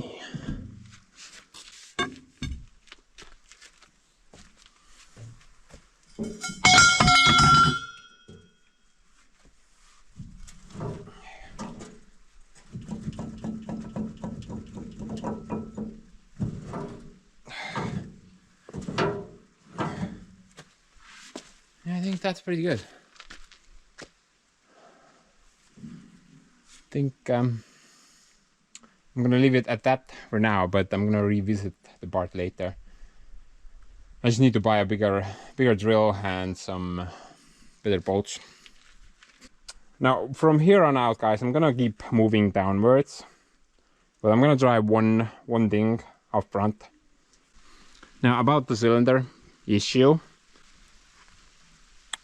the hole is bigger than it needs to be. I'm gonna ignore that for now. And trust me, I'm not gonna leave it like that. Definitely not. But I was thinking if I'm gonna go back to the donor tractor, then maybe I'm gonna get a replacement cylinder. I mean, we have that leak there. Plus that, maybe it's just easier to replace the cylinder out. Now I know that kind of conflicts what I said before about reusing parts. But honestly, I can't even remember saying that. But guys, before I go further downwards, there's this one more thing up here, which I'm not really sure about it, but maybe. You know, the shaft, giant shaft, moves up and down with the bone parts through those bushings, 2 of them. And you know, there is no grease option on them. I'm not sure why. You know, I've seen this on a lot of Russian or Soviet tractors and equipment. There are these dry bushings with no grease options whatsoever. It's by design. I'm not sure why. Maybe some of you can explain it to me. But now I was thinking maybe I can add like a grease fitting here, or 2 of them. But I'm just gonna drive one. I have a feeling that there's some type of a very hard bushing material inside that pipe, and if I'm unable to drill through it, then I'm just gonna leave it as it is. I just want to try, you know, maybe I can make it better, but maybe I don't need to. I think it's fine as it is, but maybe I can add that grease fitting, and then it will definitely be better. So let's try to drill one hole, see how it goes. I think we're gonna go through most of it pretty well, but then I'm gonna hit an indestructible wall, basically. Now if I'm successful, I'm gonna make 2 points on both the bushings, so it will be greasable on both sides. Because this shaft doesn't do like a full circle, it kind of goes there and then it goes there, so it doesn't really move that much. Maybe that's why it was never installed. That's a bit easier to drill.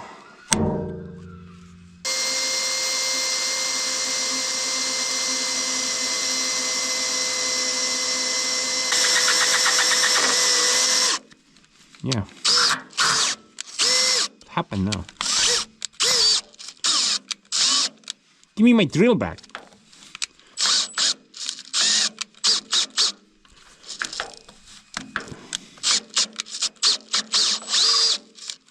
What?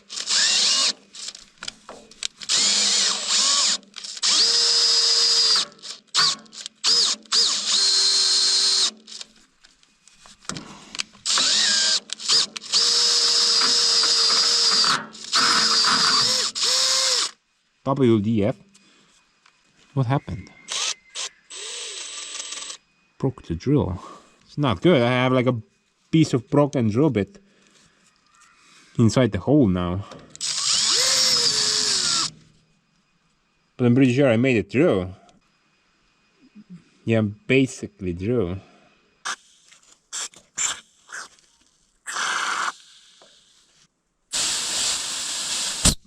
Nope.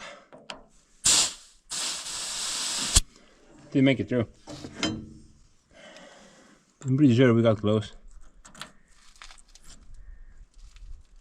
I'm gonna try one more time. Actually, it's good that it didn't break through. I mean, we definitely don't need like a chunk of drill bit traveling up and down between a bushing and a shaft, right? That thing is gonna start gouging a new Grand Canyon.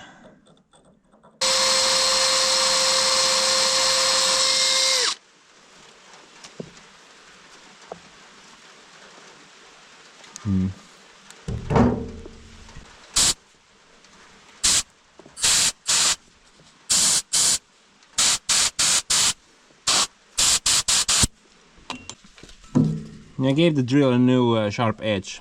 If it's gonna dull it, then we know there's something hard down there. If it doesn't work, then I'm also gonna draw a masonry bit. And this thing has like a carbide head on it.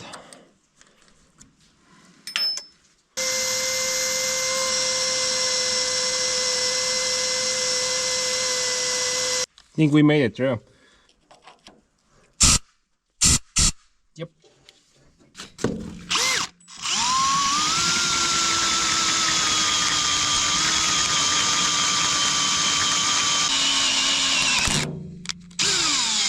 There's something at that point. Definitely. But I think it's just extremely thin.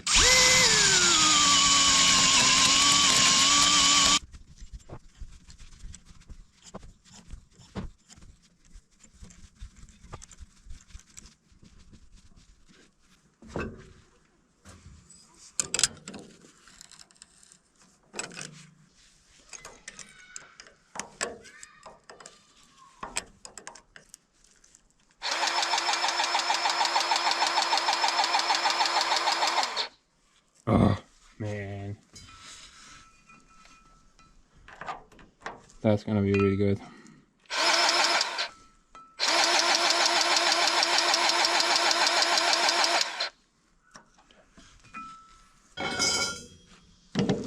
Oh.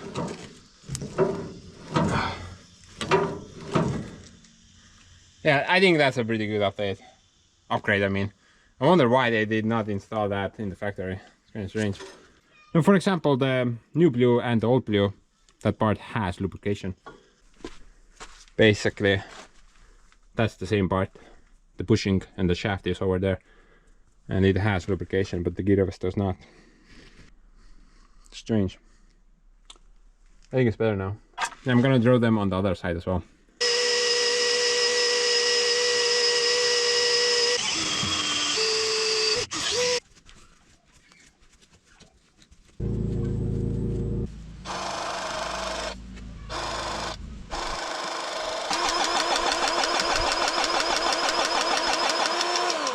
Nyt läheb küll. Väga halvasti.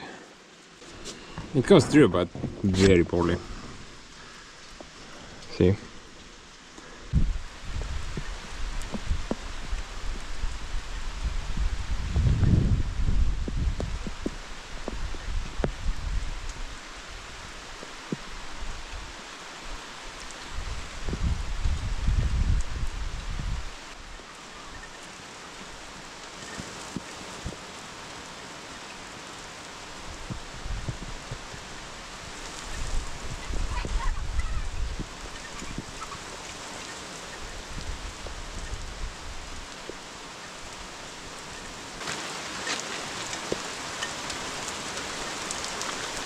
Nice sight.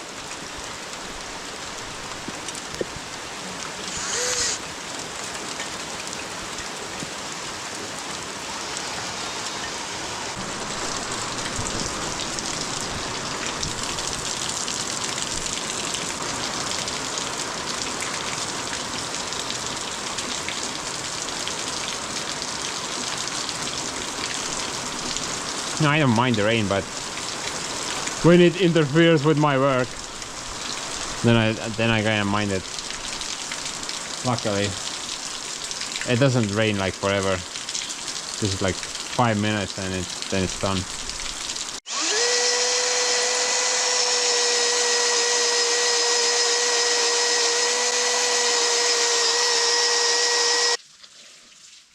You wanna know a fact, guys? I don't know how long it has been for you guys, but you know, just drilling those 1, 2, 3, 4, 5, 6, 7. Yeah, 6.5 holes. Yeah, 7 holes. It has taken me an entire day almost. Motivation is very low at the moment because the productivity seems non-existent. Or progress, rather. Yeah, progress, not productivity. What? I'm not manufacturing good here.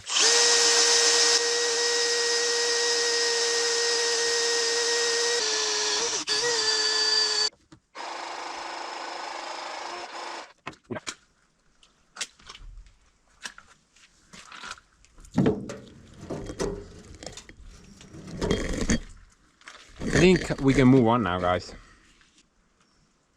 This part should be really okay.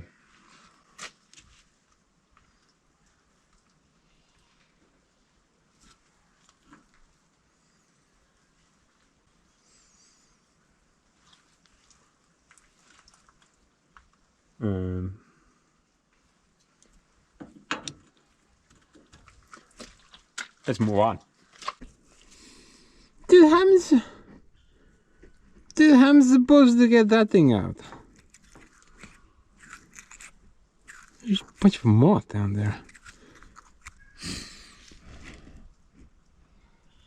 It's so deep as well. I should probably try to extract that, right? Like a weak point now.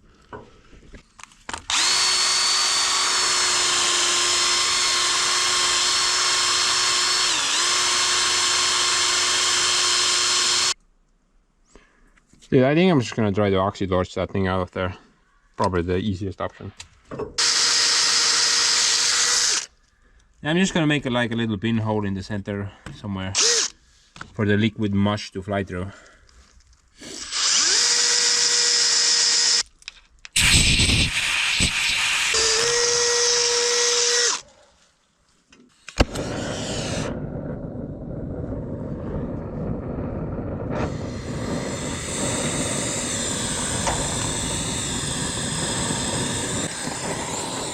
Can't be stuck if it's liquid, right?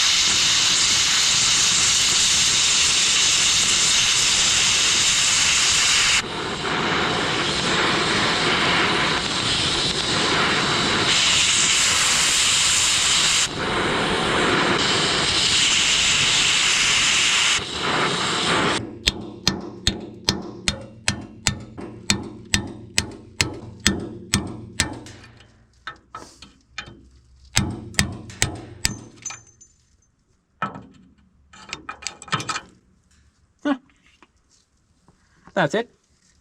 Wow, that was actually pretty easy. No stupid welding required. No swearing. Couple of minutes of torching away. Worked pretty good. I think the dreads even somewhat survived.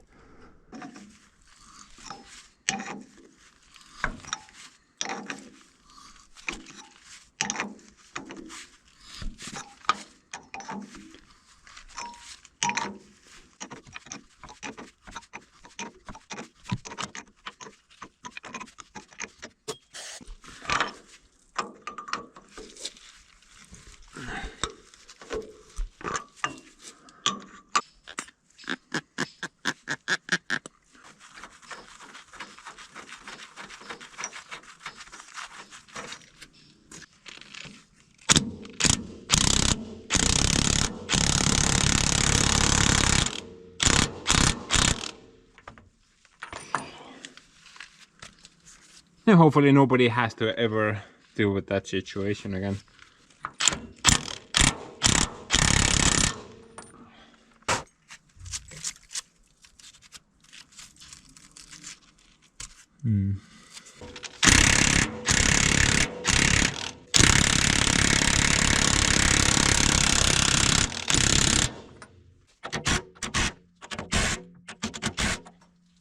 Okay guys, I think that takes care of the first mission.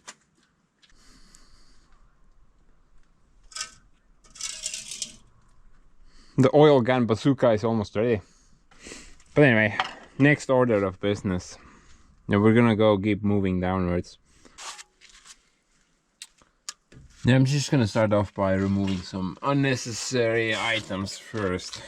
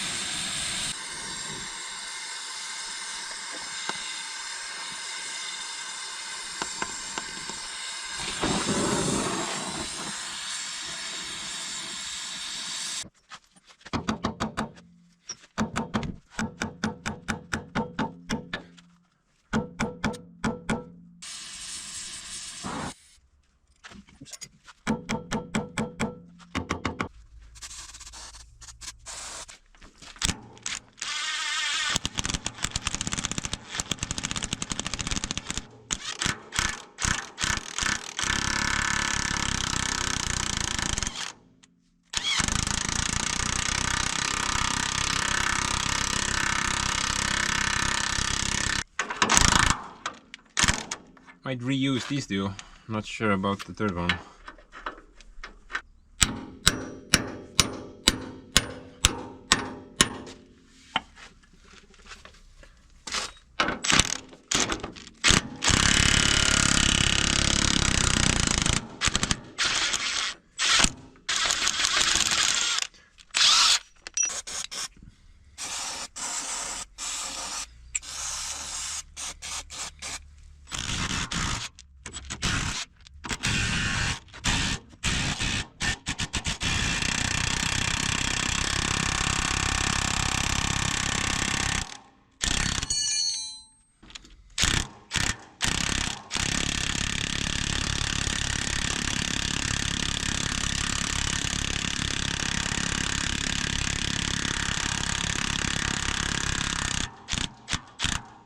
This thing is a tank.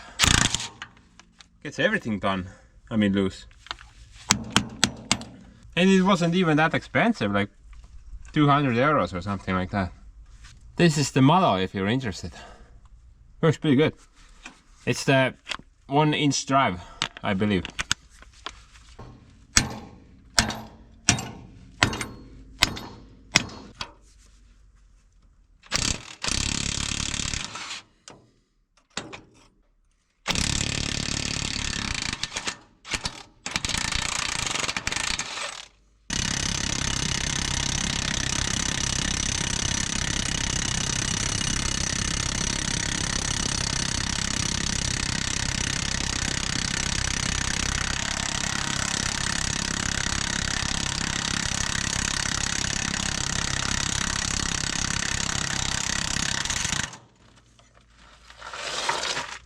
Midagi toimub ka üldse või?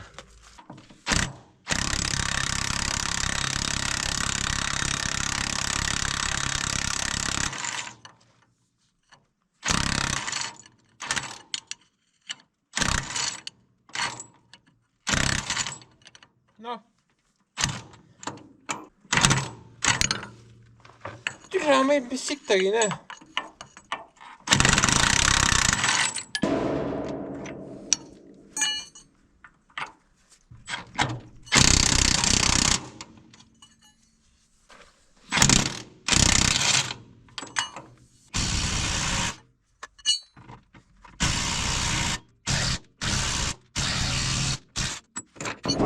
This is much more stock than it was on the other tractor.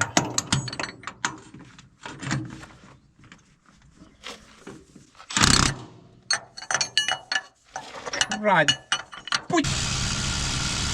Oh.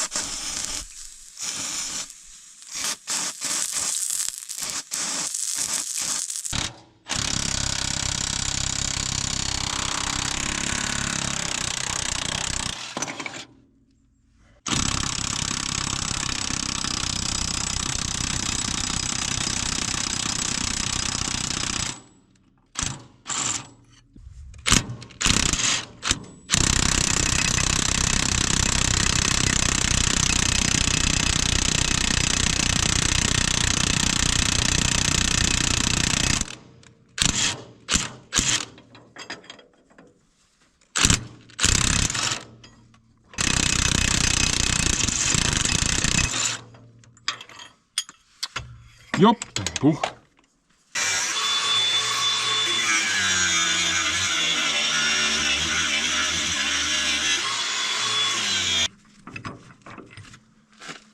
Exit the situation, my friend. It's starting to piss me off. By the way, guys, this is brand new part. It has never been used. I was kind of wrong on what's the purpose of that thing. At first I thought it was a diagonal pulley, or rather an anchor for a diagonal pulley, but no, actually that's for making sure that those two pieces don't move. Once you lift the thing up, they will grind against that and lock. So on this side you can see that there is no visible grinding marks whatsoever. But this side has worked a bit, definitely. Although I'm not really sure what it grinds against, because there's no visible wear on there. Maybe there's like a different attachment set up here, or maybe it grinds against that. Maybe it grinds against that, but I'm not really sure at the moment. It grinds against something, that's for sure. But basically, yeah, the purpose of those two things is to lock the two bottom arms from swinging left and right. It will basically lock it, yeah. How it broke though? No idea. Dude, I just kind of realized it looks different. It's a different design, isn't it? That one is longer. Or maybe that's worn down.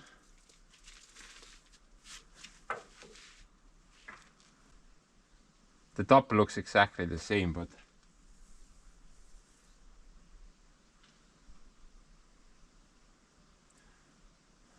maybe the end has worn down and it's bent inwards. So that's kind of weird, honestly. Yeah, maybe I'm gonna try to get the second piece as well, because I don't like if things are different. It just kind of looks weird. Definitely have to go back to the donor tractor.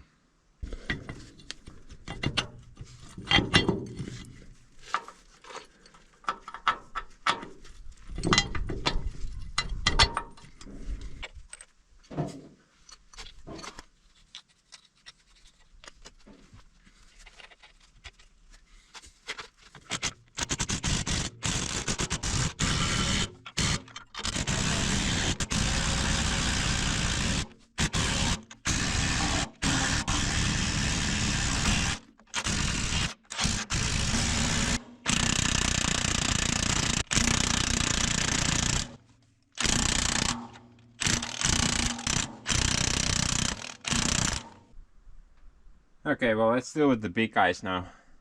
I think I don't need this chain here though.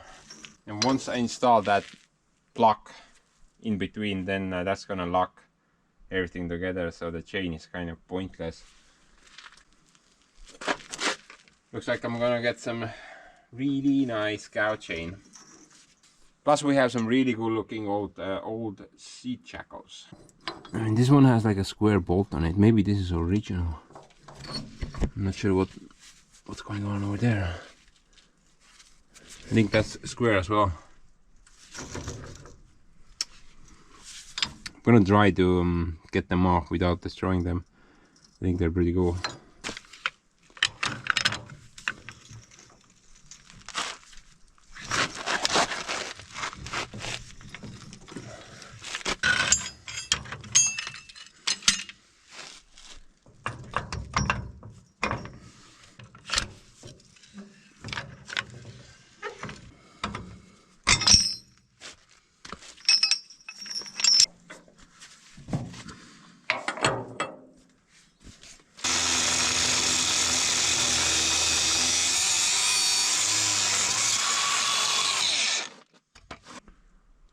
You know, I think that part needs to be flipped around because on the other side it's that way.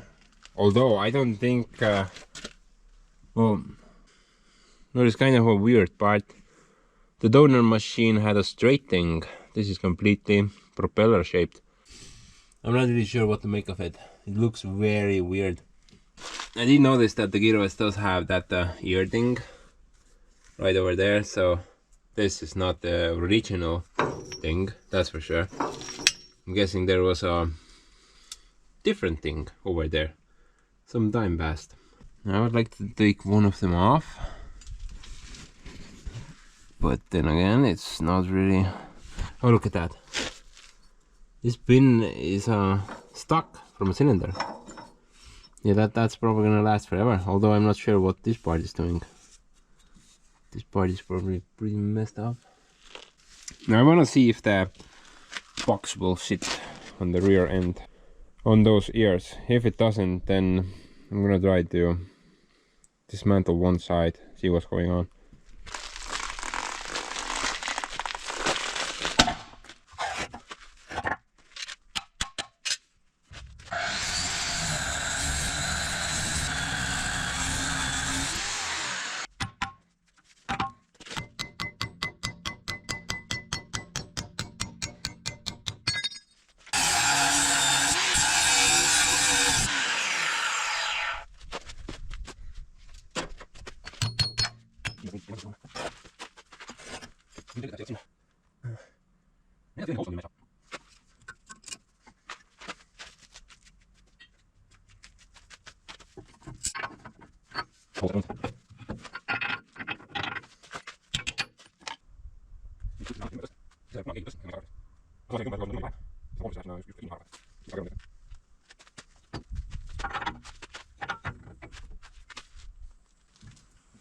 This part should turn more because the holes, they do match up, but it goes like crooked, like that, like a banana.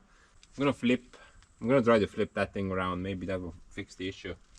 This end went in pretty good actually, so I think this is the correct way, and that's the wrong way. I'm just gonna guessing here at the moment. I have no idea. I don't think this is original, that's what I'm trying to say.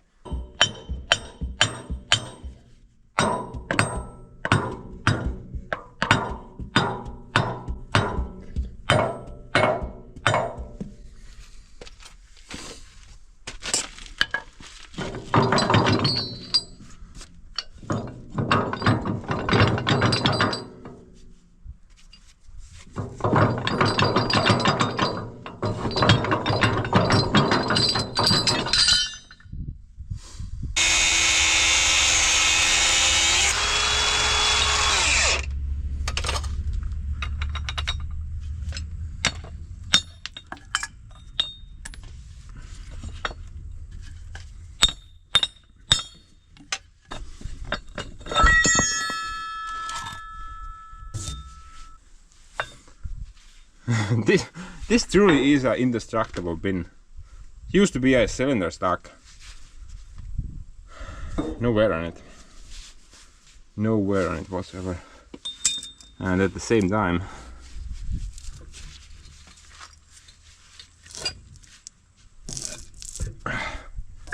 look at that hole.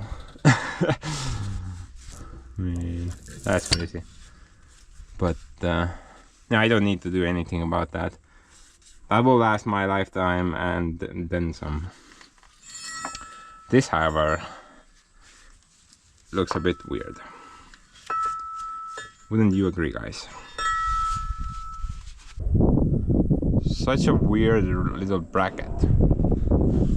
Shut up. I'm 100% sure it's not bent. I mean, this is obviously cast, but you can't bend cast so much before it will break.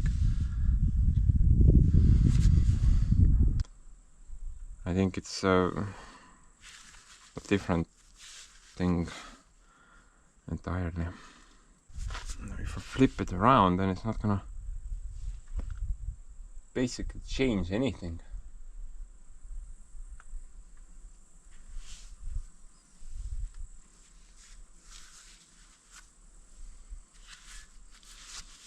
nii ka ei saa panna, nope. The donor tractor had straight ones. I think I should go and pick those up as well. If it was pointing the other way, then I could probably still use it.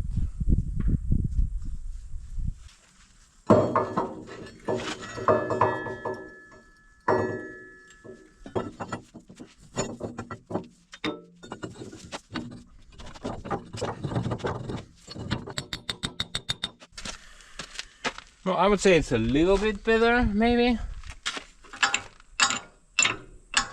Not a lot though. Still, the holes kind of don't match up perfectly. It's like a banana. I would need a banana bolt and then it will work. I have to go back to the donor tractor, get some more parts. Now, about what I'm planning to take, I'm definitely gonna get at least one cylinder.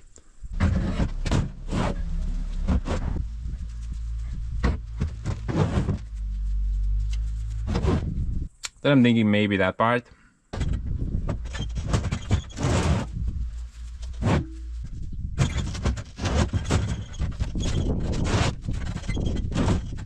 Maybe that part as well, not sure. If possible, I'm also gonna grab some pins, maybe bushings. Also, while I'm there, maybe I'm gonna grab at least one fender with me. Definitely don't need the hood though. No, sir. Maybe some other stuff as well. Who knows?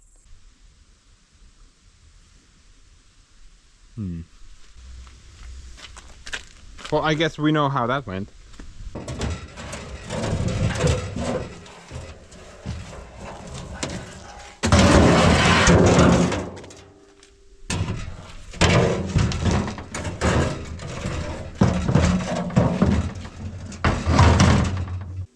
In addition to the fenders, I grabbed a couple of cylinders as well.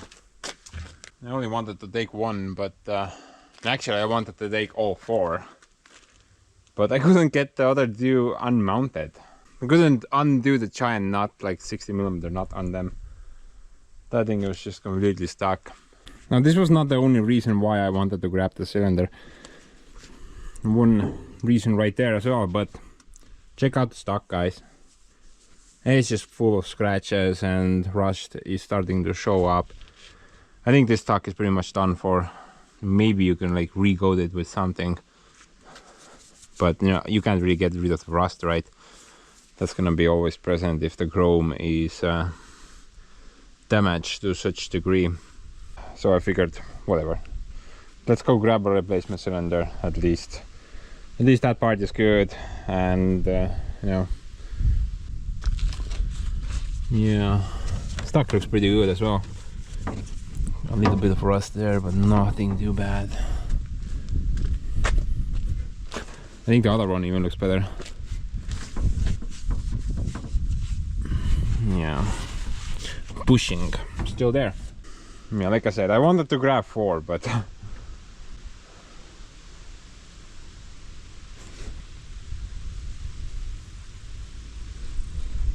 not good.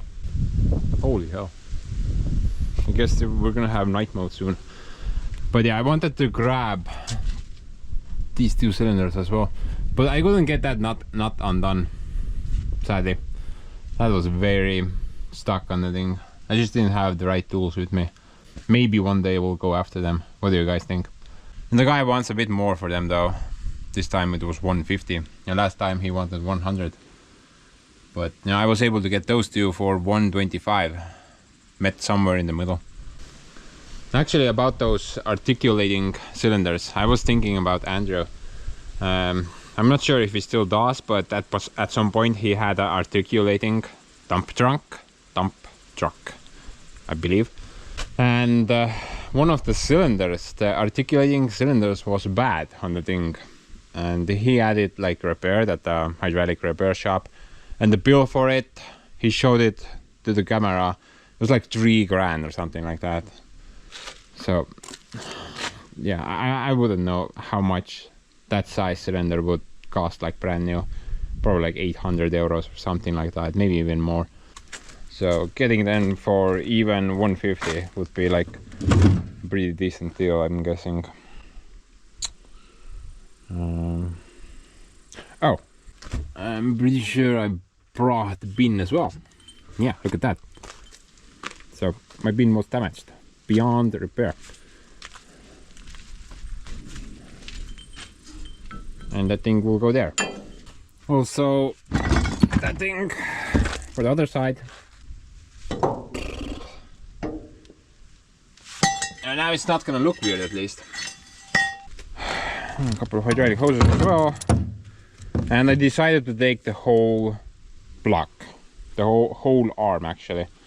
And although I only needed this part, and the one is there, and I think I have the other one on in the trunk. Yeah, right here. So these are the right things, guys. I mean, the one that I have, but they have been propellered. Now I took this with me and showed it to the dude. He told me it's actually very easy to bend this thing. Now what happens is that the douchebag driver backs up while having the arms on the ground, and then the arms kind of get caught on something and they both go on one side. So that generates huge amount of pressure or energy in that bracket area, and that's what actually bends the bracket into a propeller shape. I didn't believe it at first, but holy hell. Holy hell. Oh, and the reason I wanted to grab these as well is because, no, see that size? These things actually have the original bolts still. I mean, I have the main bin even. The original Kirovets bin right over there. And the secondary bins are original as well. Oh man, I got it.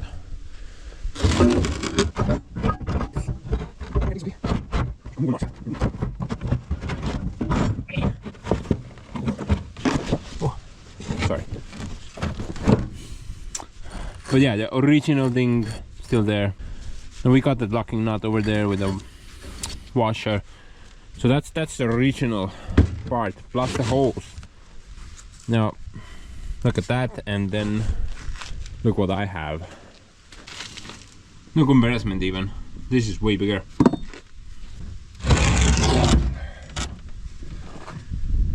Now I got that one undone pretty fast. Just undo the nut. It came off pretty easily. But the other one, dude. This bit, wow, this was really stuck on the machine. I couldn't get the bin out, so we had to do some stuff.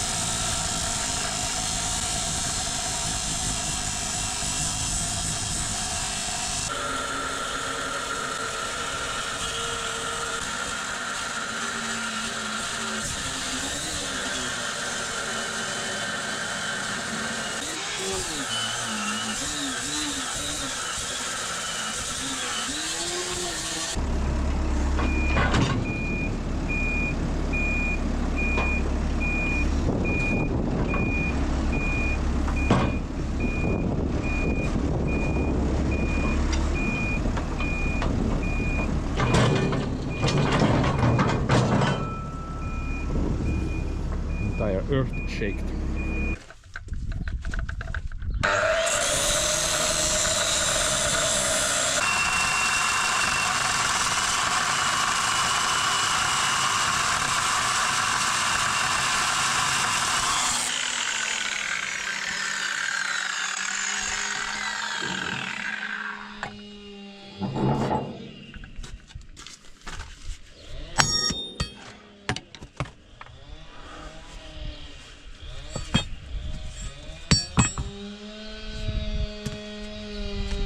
Holy hell, guys.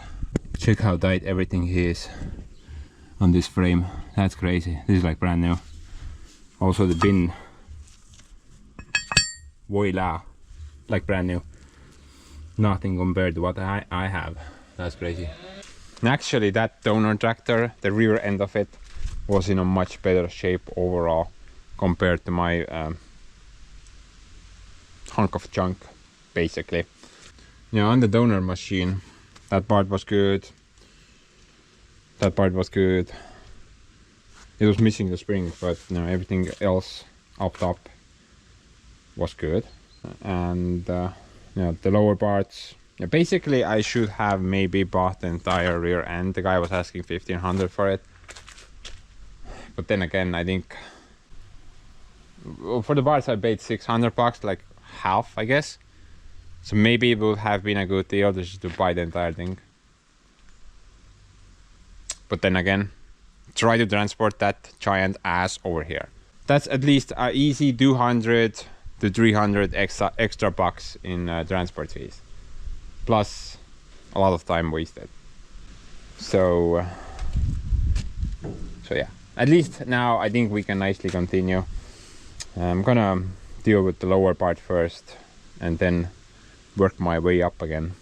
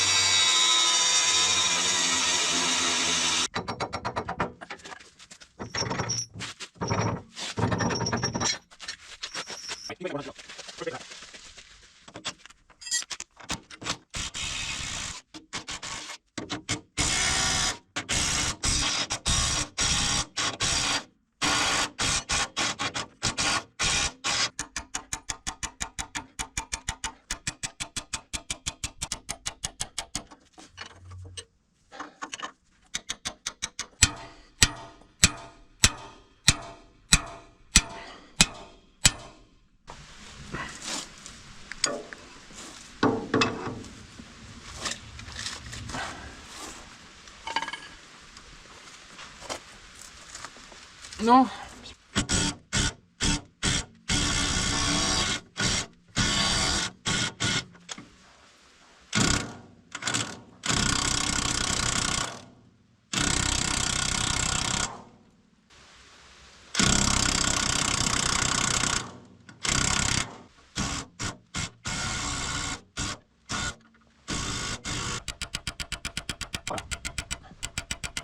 Putsisin oman.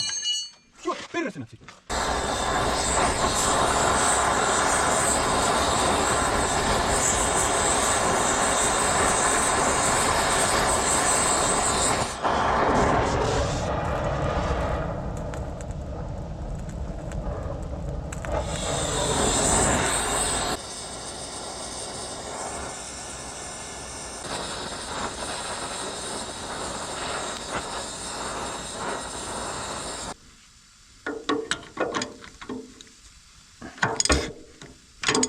Look at that.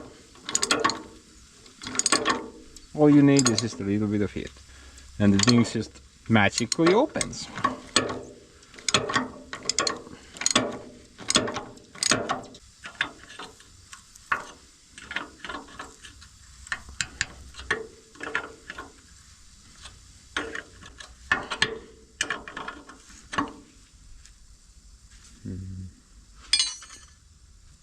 No. Bad idea. Been there, done that many times.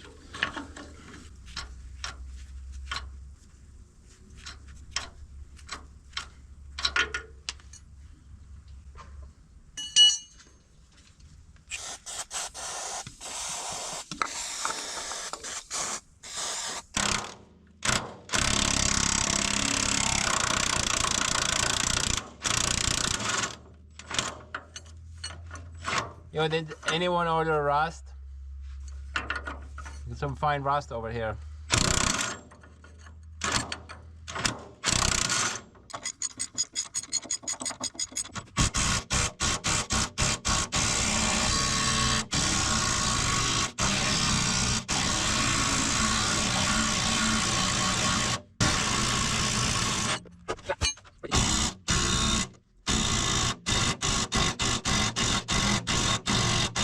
Let go.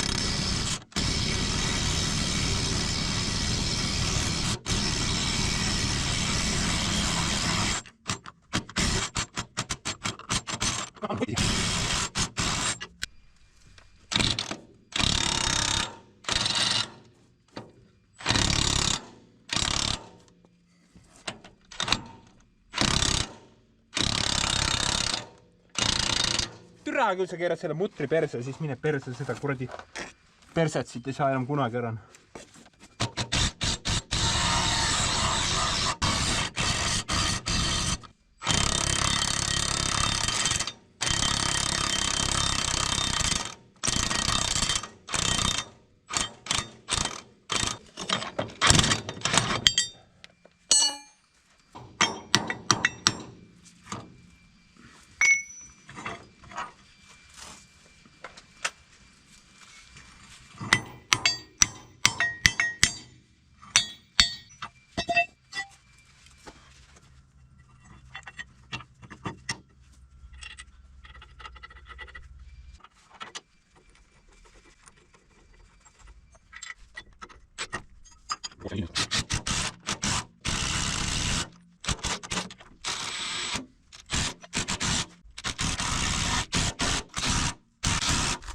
May you rust in peace.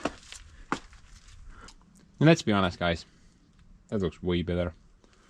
I'm not gonna throw this thing into the junk pile though. And perhaps someone one day will need it. Then I have a spare.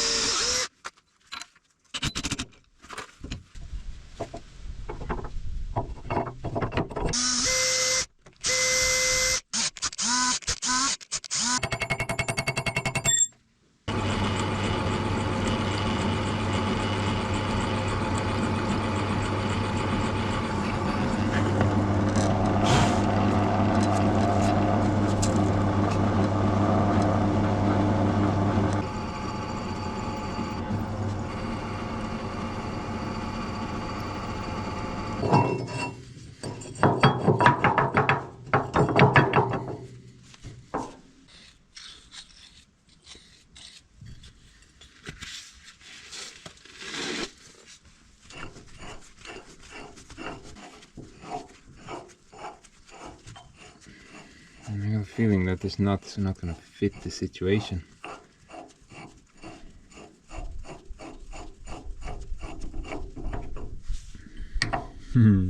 Yep.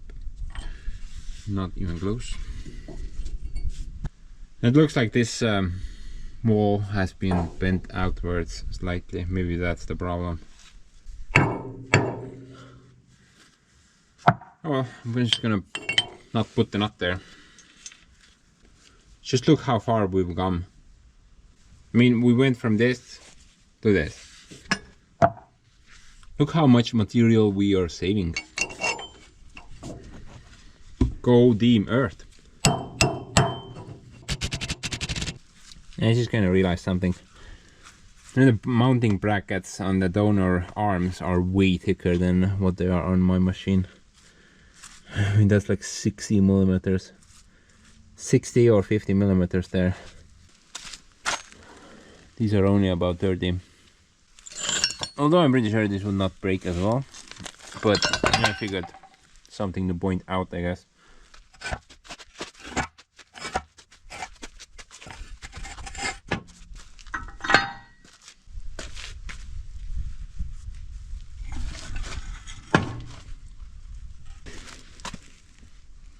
Look at that. Holes perfectly match up. Well, almost.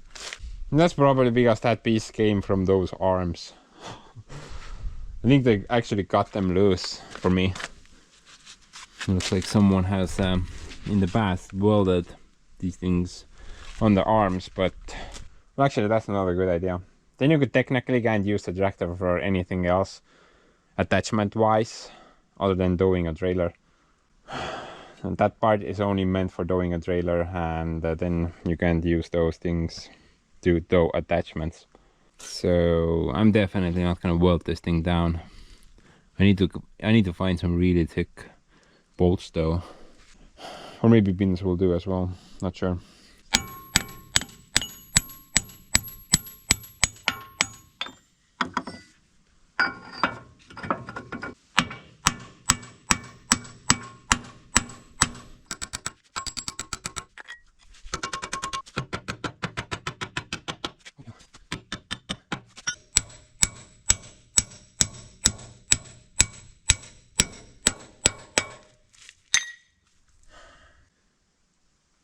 I'm gonna look around later. Maybe I can find something better for those holes.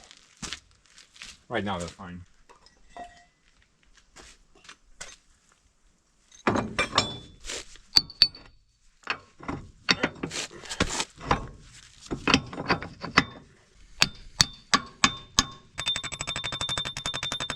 Oh man.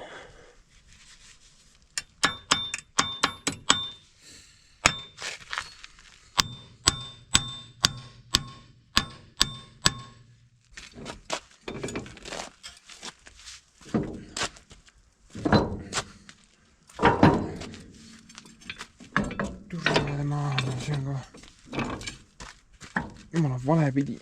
Nii ei keera mitte midagi.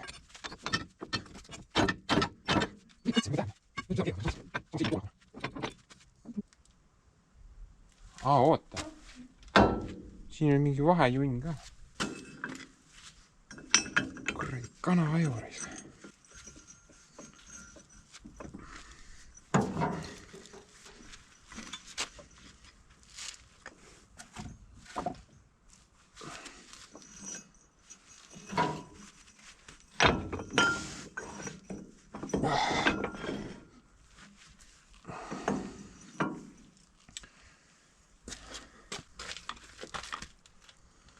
Kus see punn on? See või? Vist on see. Pagam hamba vahele või kumb panen täna?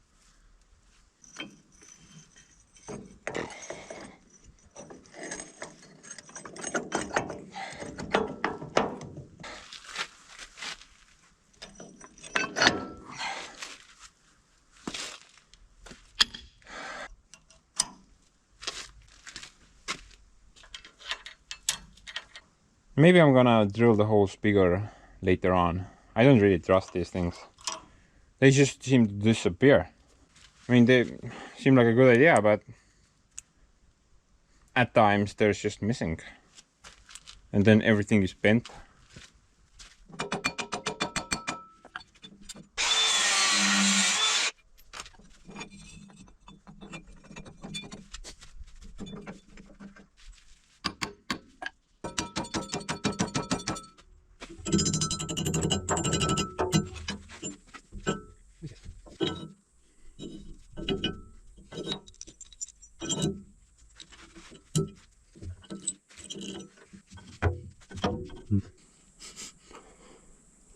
Who's the clown who put that there?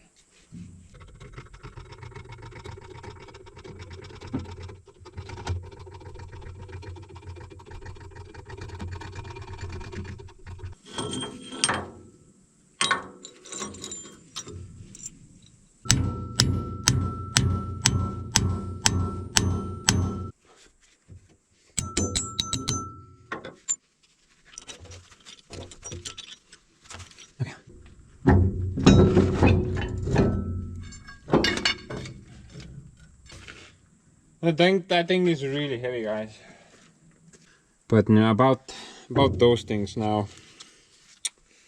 I'm gonna try to enlarge the holes one by one. I bought 2 different size threaded rod.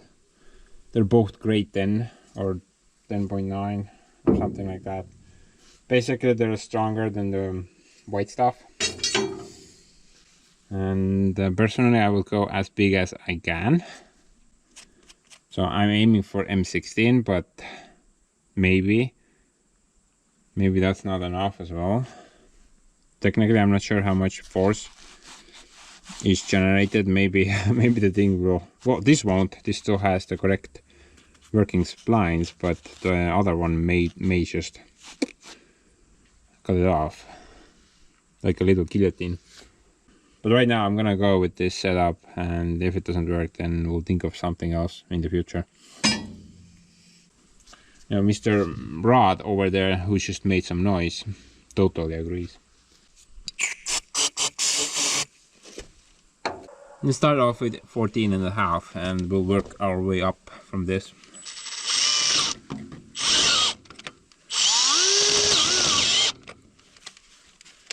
If the drill will cooperate, that is.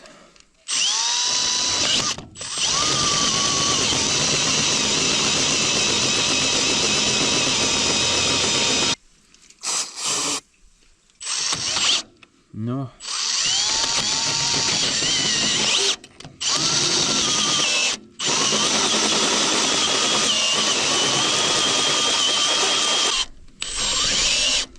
I mean, are all these things junk? They can't hold the bit for anything. This is brand new drill, by the way.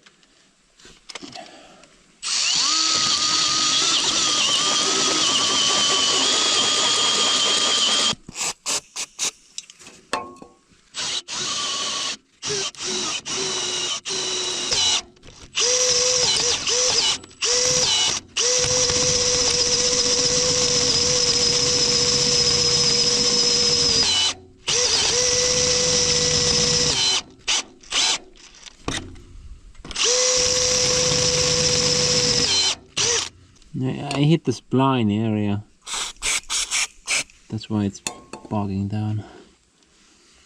It looks like this piece, this cast iron piece, dude, it's like 30 millimeters thick, maybe.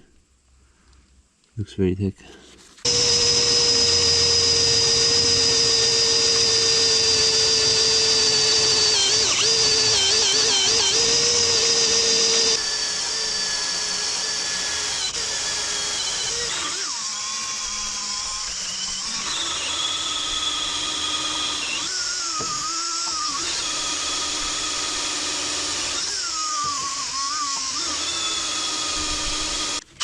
kuradi putsi noh, täitsa lõpp endale.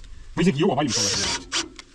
Üks hetk kuradi vimistab seda puuri nagu ma ei tea täitsa munn ja siis äkki keerab luud pooleks noh. Naske kinni.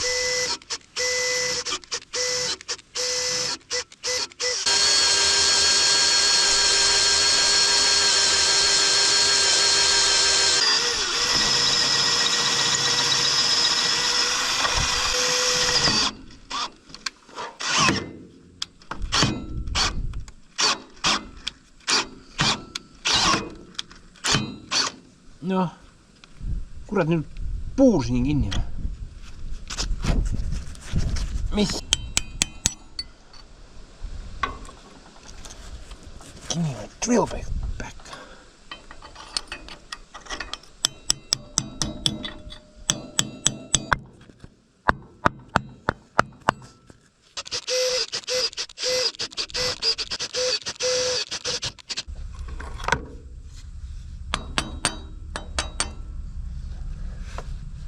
The hole is 14.5, so it has that little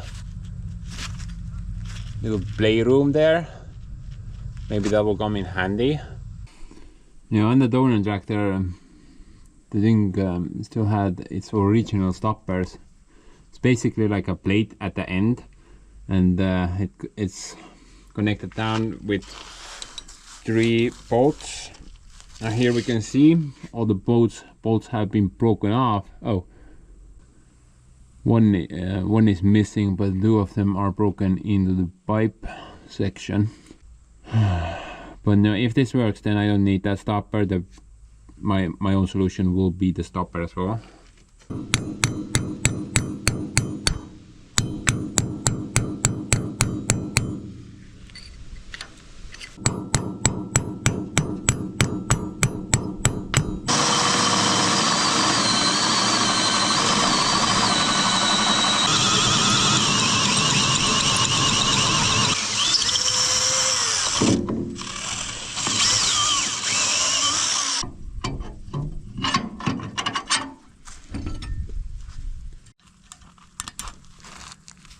You know what, I don't think I have enough room for a M16 nut. Not sure if this will even go on there. There's definitely no room for an M16. This is a bit basically hugging the wall.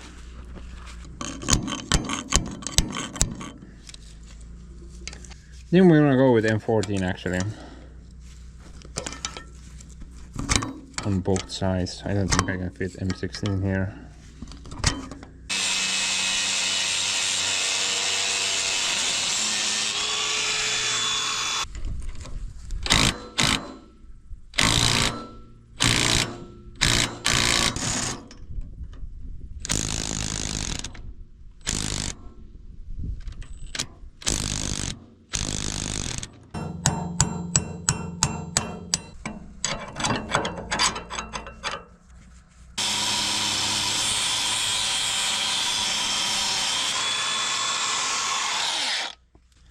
No kus sa lähed? Tule tagasi. Mine siis perse.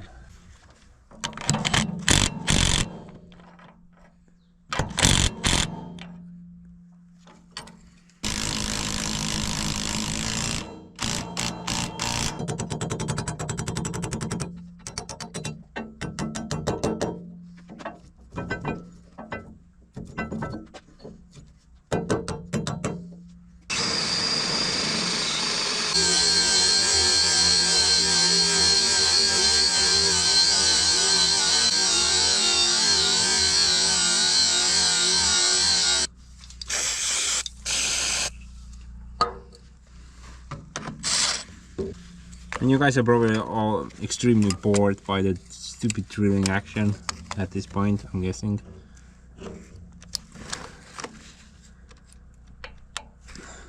Well, trust me, bro. So am I.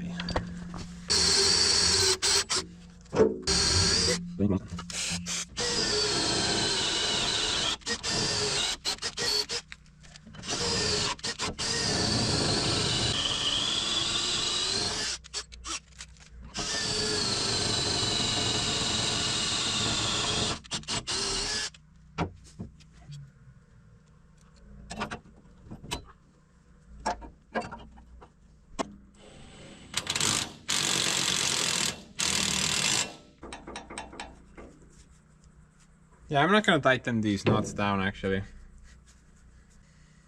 I just need to make sure that they don't exit the situation. Mess up the thread a bit.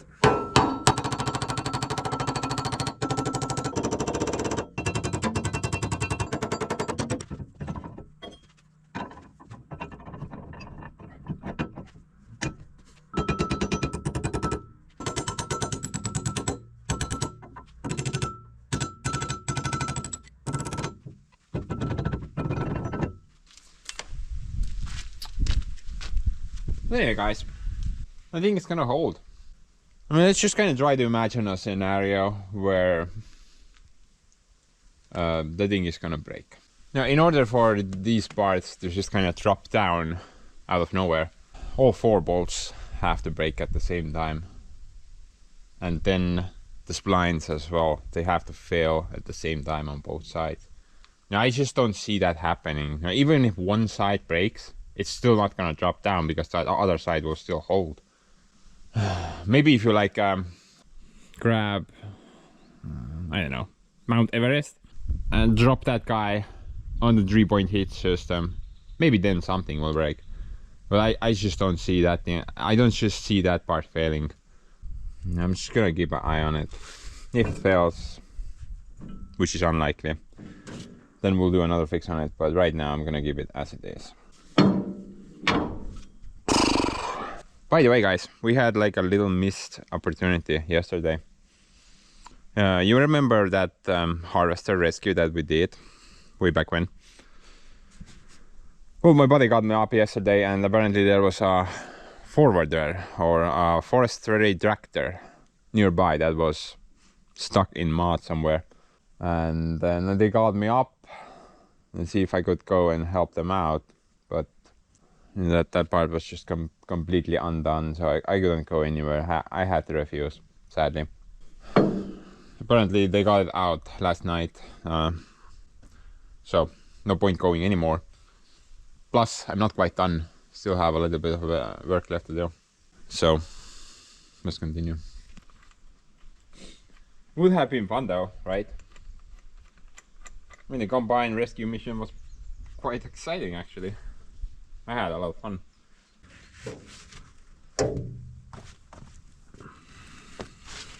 Oh man! Look at that. I didn't even notice that. Wow. That's nasty. Maybe we should swap this cylinder out as well.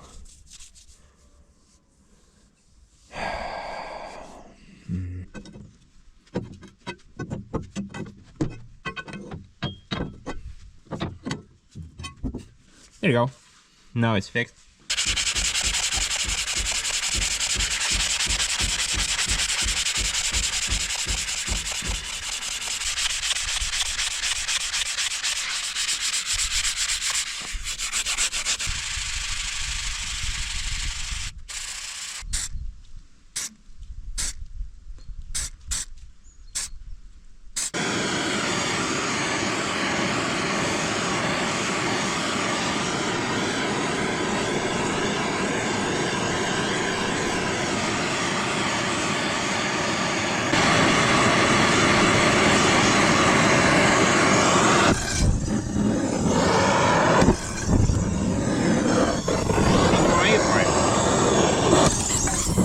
Burning my eyebrows off, man.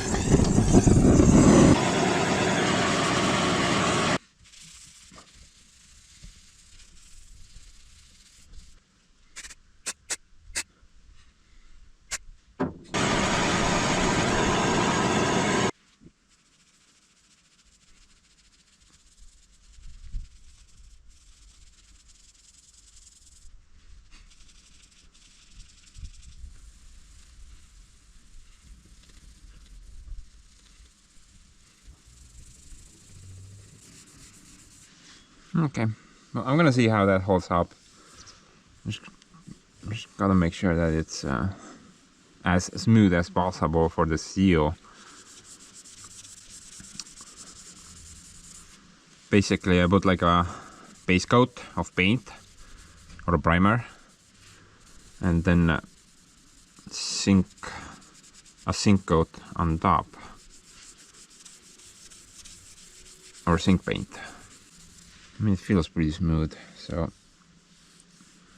But I'm not sure how the zinc coat will react with oil, because if the cylinder's inside, then it's gonna be submerged in hydraulic fluid. Guess we'll see how it holds up with time. Luckily, I brought 2 cylinders from the guy, so if it's not gonna hold and the cylinder starts leaking, then I can swap it out anytime.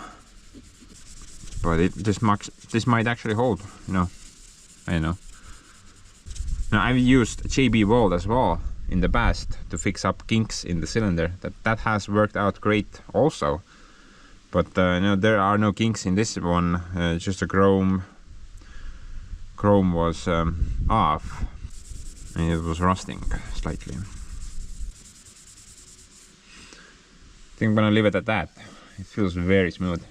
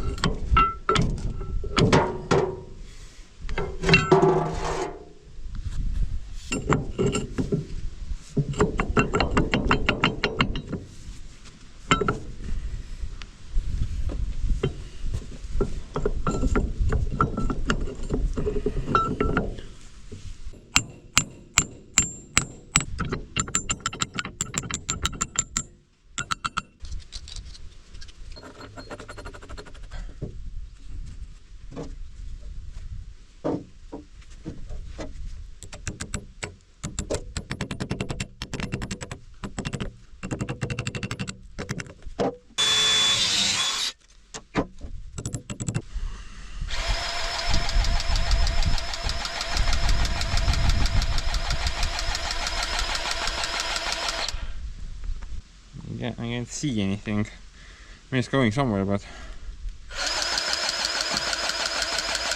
most of it is coming out from this end. And this thing worked great for maybe like a couple of months, and then it doesn't work anymore.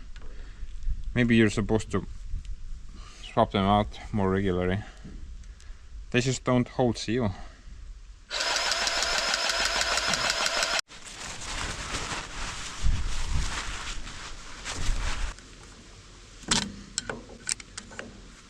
I'm just gonna swap that out. Maybe that's the problem, but I don't think so.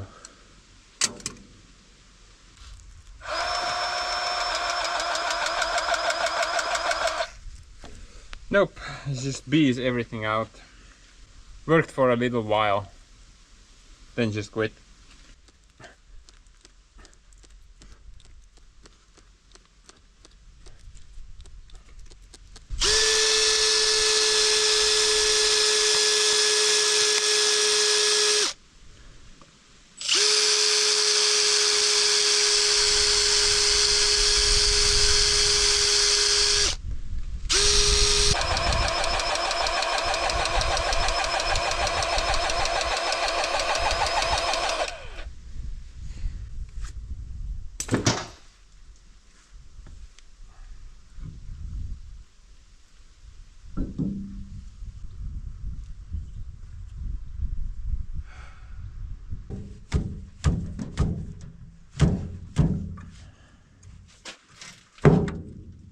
Niin kyllä se, ja ylös.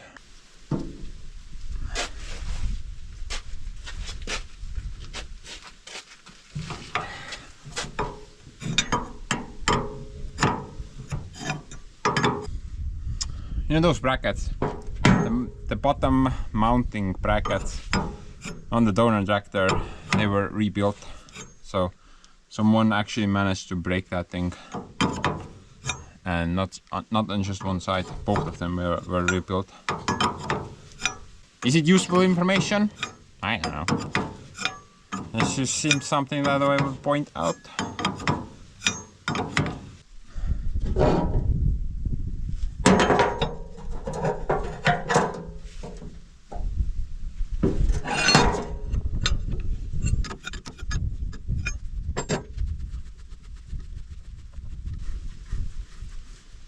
Oota, mis sa keerad kinni nüüd?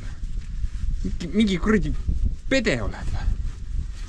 Keerad lahti ja siis äkki hakkad lihtsalt kinni keerama. Now getting that bin out might be a bit problematic. On the donut tractor there was a very convenient hole over there, so I could just hammer it out with a very long pry bar. No hole on this one though.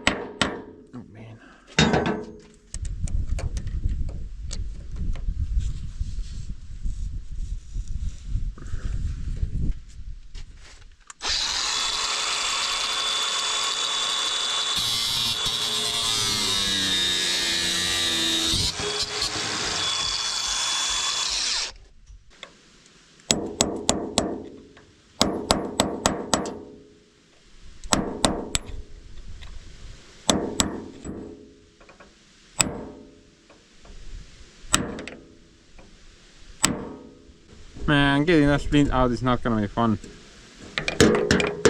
Not a lot of access here.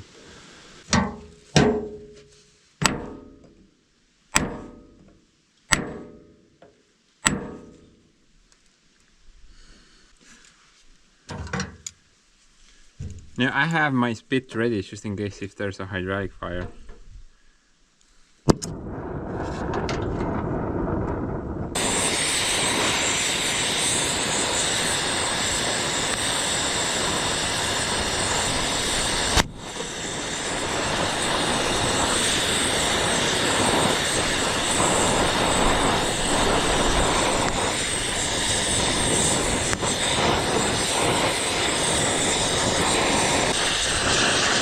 Maybe you're not supposed to cut that soft thing with the oxygen.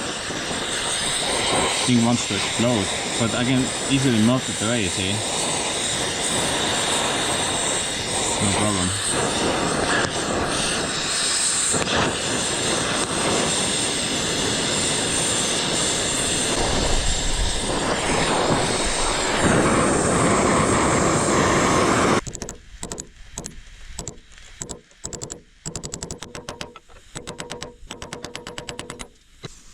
Check it out, guys. Ants has the proper tool now.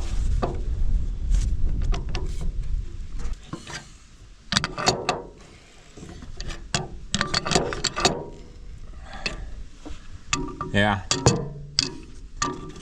I sold my virginity yesterday and bought this thing. Luckily the tool was not very expensive.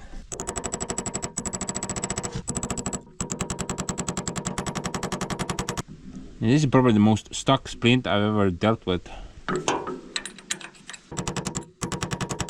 Smashing that thing in there is probably not a good idea. Not sure else what to do.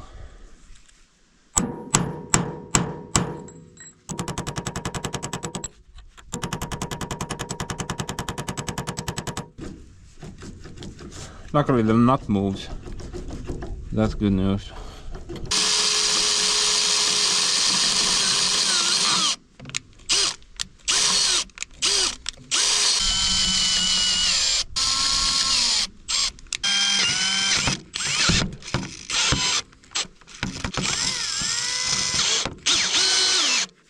Well, at least the drills won't break.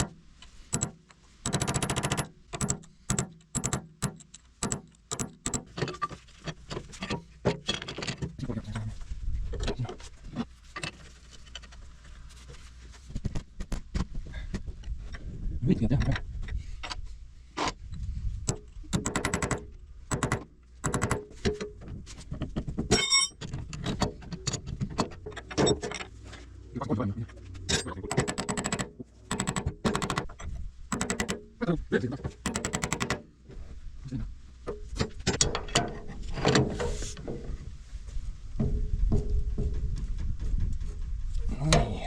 looma.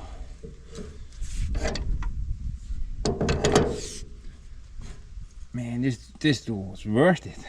Every penny.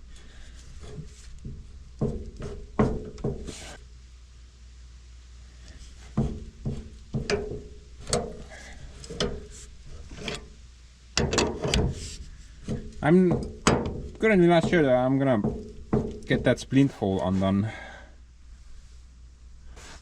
That's probably blocked up pretty good.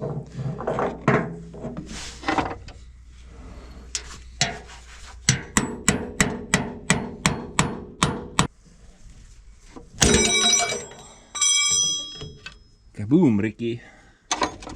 You know what, guys? Steve is here right now. He's working on his Ford daily driver, and just like 3 or 4 seconds before the thing exploded out of here, the guy had like a meltdown at the workshop or something like that.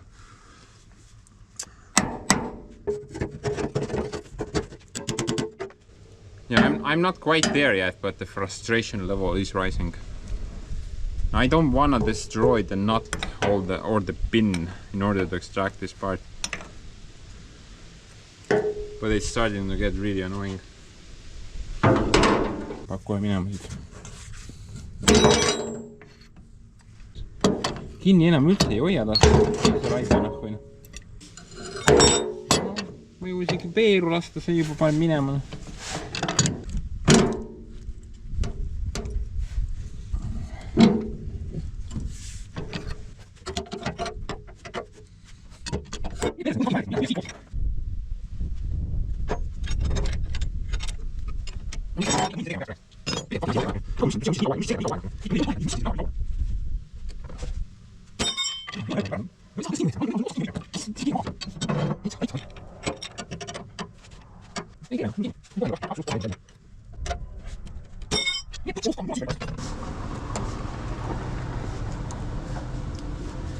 Goodbye, Steve.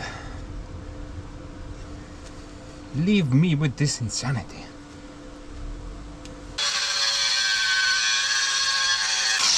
This is, by the way, the same reason I couldn't extract the other 2 cylinders. It's just impossible to turn the nut out and at the same time hold down the pin.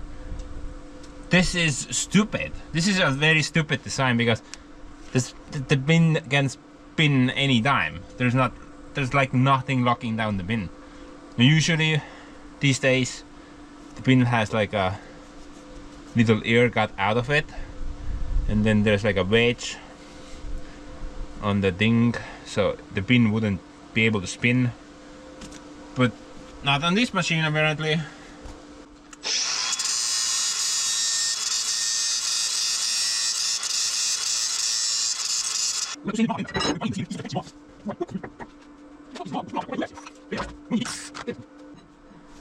Bunch of eagles nesting. Nothing much else.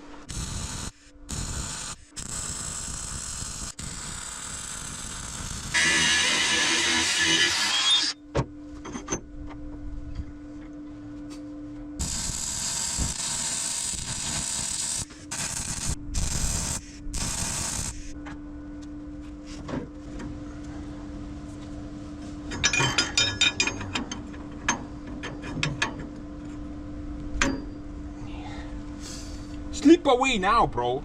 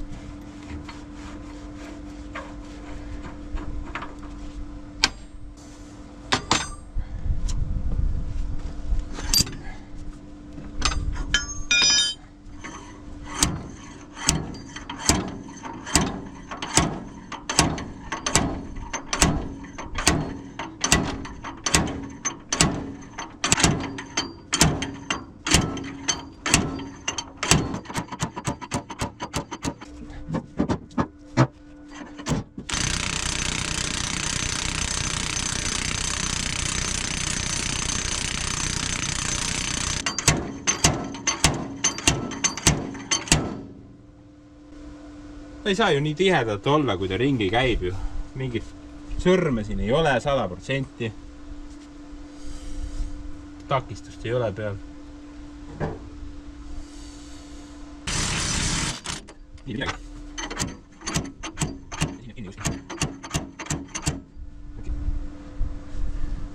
I don't know. Maybe it's stuck some other way. Although I don't think so. The left ear size is 50 millimeters. The hole on the cylinder is 50 millimeters, and that's 60 millimeters. So technically it should come out, no problem.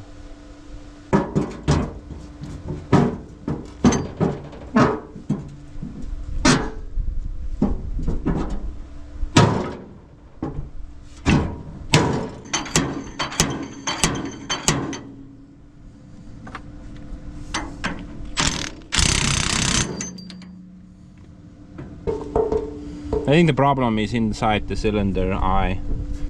I think the pin is kind of seized into the eye itself. Because if I hammer it, the cylinder moves like that. I think I just need to hammer it harder. Maybe. But no, not with this setup.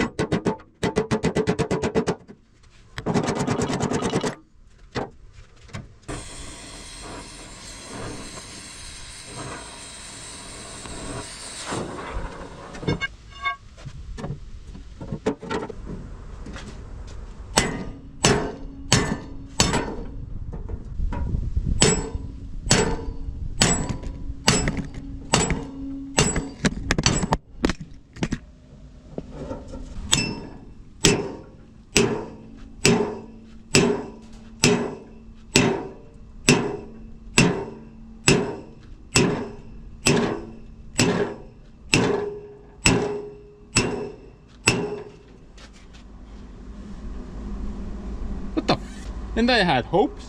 Something was moving. Moving to hell.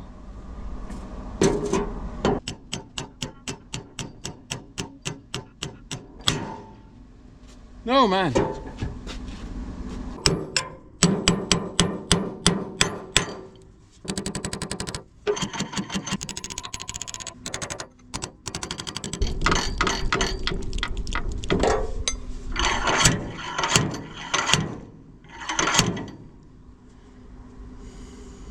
Has to be getting caught somewhere inside. The thing has like a bushing there. Maybe the pin is worn down and it's caught by like an edge or something. Now I removed the exact same cylinder on the donor machine, and I had no problems with that one.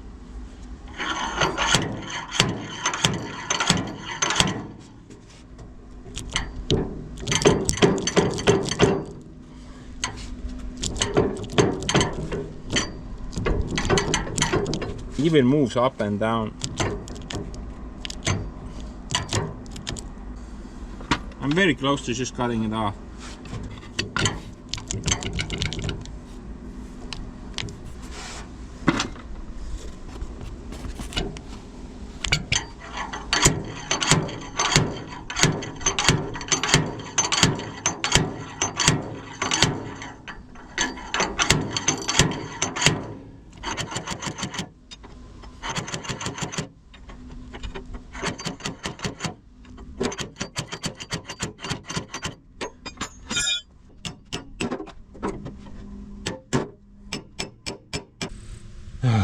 Okay guys, so I have a new idea, kind of a new approach. Before I cut the pin in half, maybe it's easier to replace the stock out on the cylinder over there. I mean, maybe it's just undo 4 bolts, take this out, put the other one in.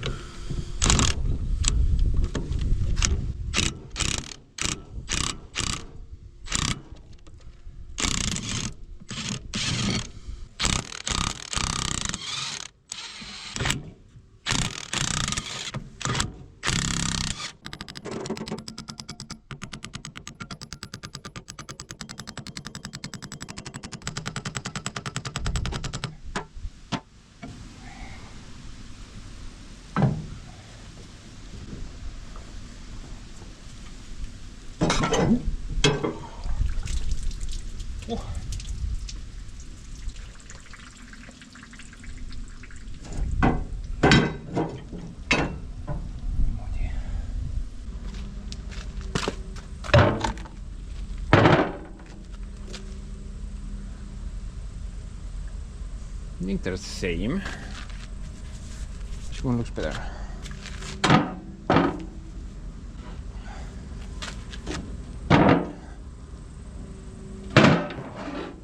don't know. Doesn't matter really.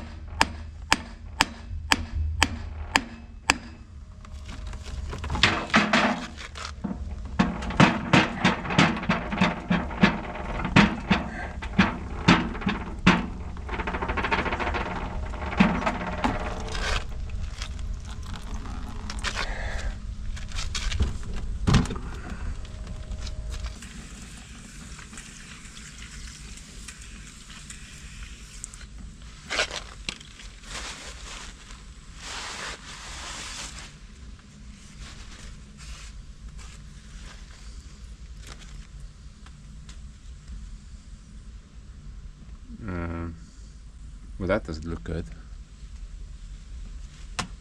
No, sure.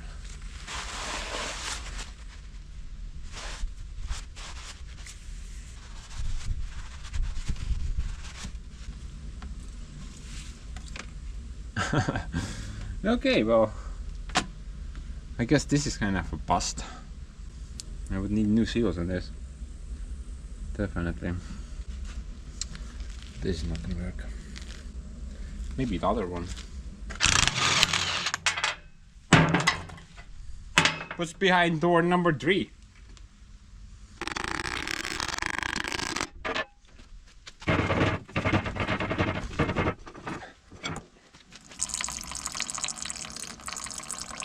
I'm pretty sure that's not supposed to be like that. I think it's supposed to be like a support ring. Like that. 2 of them on each side. Yeah. Looks like I need to go seal hunting after all. Well, to be honest, maybe it's good that I open them up. You know, if I put this on the machine, it's gonna immediately start leaking. I guess you can't buy used things that are brand new. Yeah, I think so. Okay, so I'm gonna be right back. Gotta go hunt down some seals. Guys, a little bit of change in plans. Very minor though. I'm gonna go get the seals tomorrow, but I figured maybe I can cherry rig one together out of 3 stocks. So like find the seals which are kind of okay looking.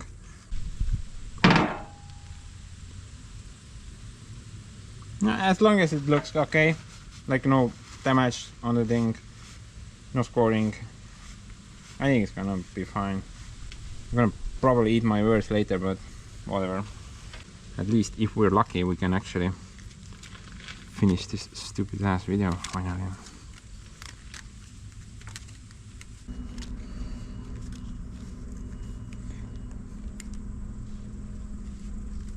Kuidas ma ta siit üle sain? Kas ta on siis teise mõõduga või? Niimoodi vist läksin üle. Ja.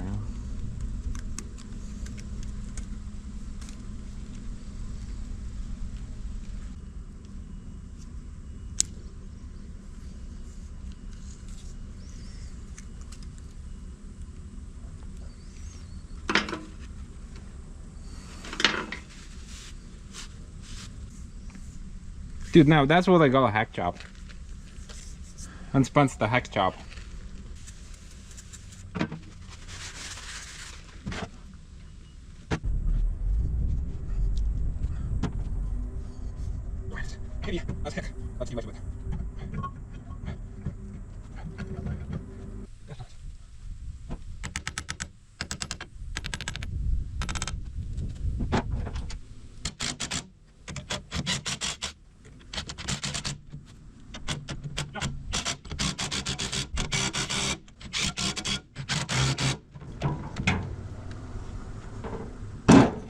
That was much easier.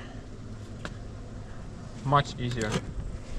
And hopefully, that there's actually seals here as well, which prevent oil from coming out from this area.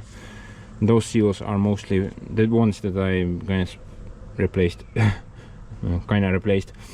Those are for the internal leaks only.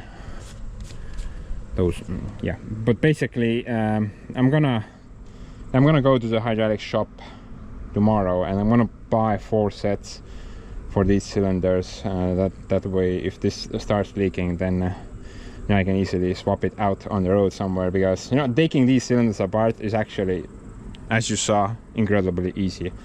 The ones where you have to turn the giant head off, sometimes those things can be really stuck. I mean, this was basically nothing. Undo 4 nuts, a bit of hammering, off she goes. Now I was actually thinking maybe I'm gonna cut that pin in half. But the reason I did not want to do that is because I don't have that pin or an extra of it. I only have 1 left, and that's gonna go to that end. And then that means I would need to like lathe myself a new pin for it. This seemed like an easier option. Hopefully I never have to take this cylinder off, because then I have to cut, well, I have to cut the pin, yeah, if I want to do that. I already tried everything else. You guys are witnesses.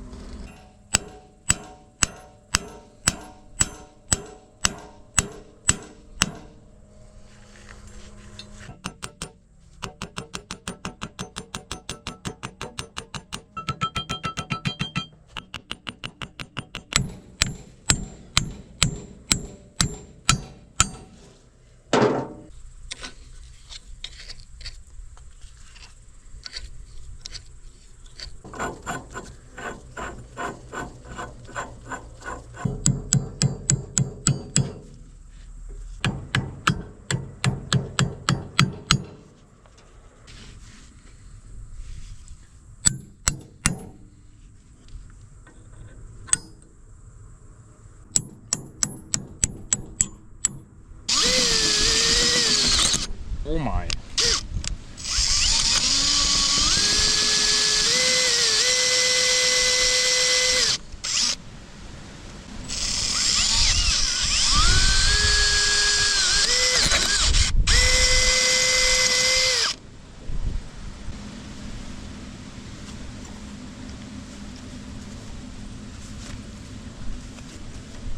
I think we got lucky here.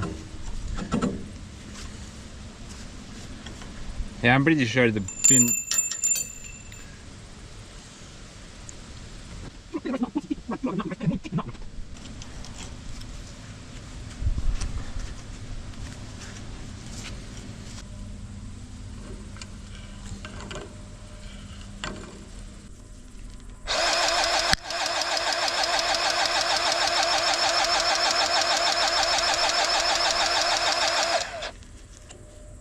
Success!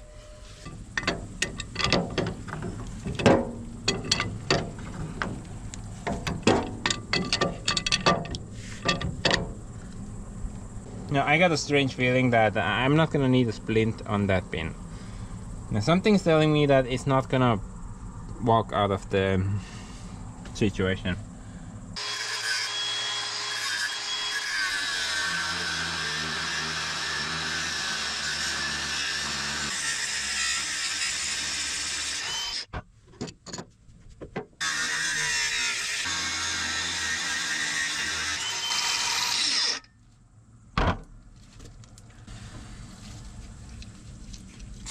Here, take more fuel.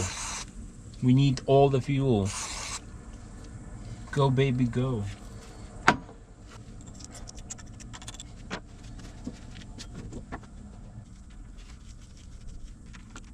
So much time wasted doing unnecessary things. Well, trying and failing and then undoing and redoing. Such a waste of time. Sorry guys. Now if this guy doesn't take grease, then I'm just gonna go cry. I'm gonna pick a nice corner and start crying.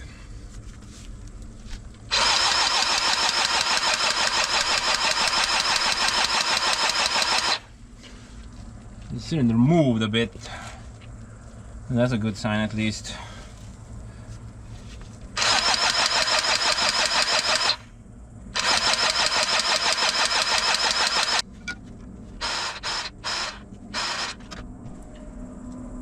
Well, at least that works. Pretty good, I might add. Well guys, I think that's it. Stupid rear end. Oh, the center thing as well. Oh yeah.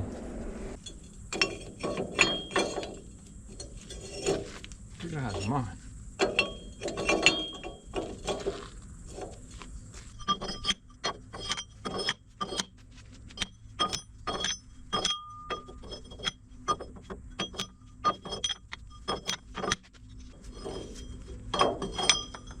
Spring washers. Actually guys, I think these are more like shock absorbers. Now I went to this naval museum in Tallinn and there was like a naval cannon or something like that there. And it had the same things. I'm gonna post a picture up here.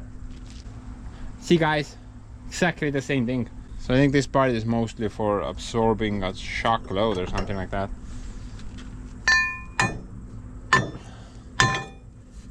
Now if you ask me, then I think I'm gonna get rid of it soon.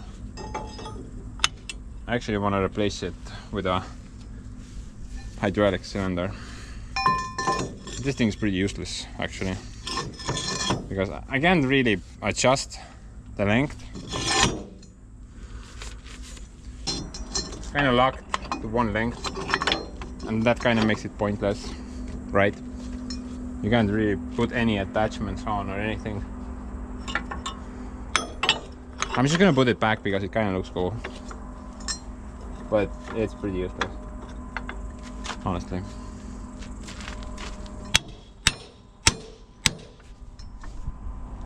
Looks like a little bazooka.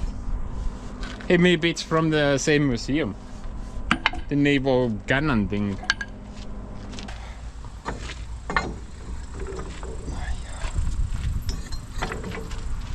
Basically there should be like threads on this rod and counter threads on that part, so you could actually thread it in and then adjust it. But there is none of that going on over here, obviously. Now the guy that the donor machine, it actually did have a functioning center pulley. Well, sort of, it was like 40-something% functioning. It wasn't that good as well. But I didn't want to take it, knowing that I really like want to install a center cylinder here one day. So I would just throw that one away as well. And you know, basically this thing is just scrap. Because you can't really adjust this thing. Maybe if you like drill more holes, then you can. But basically it's just pointless scrap.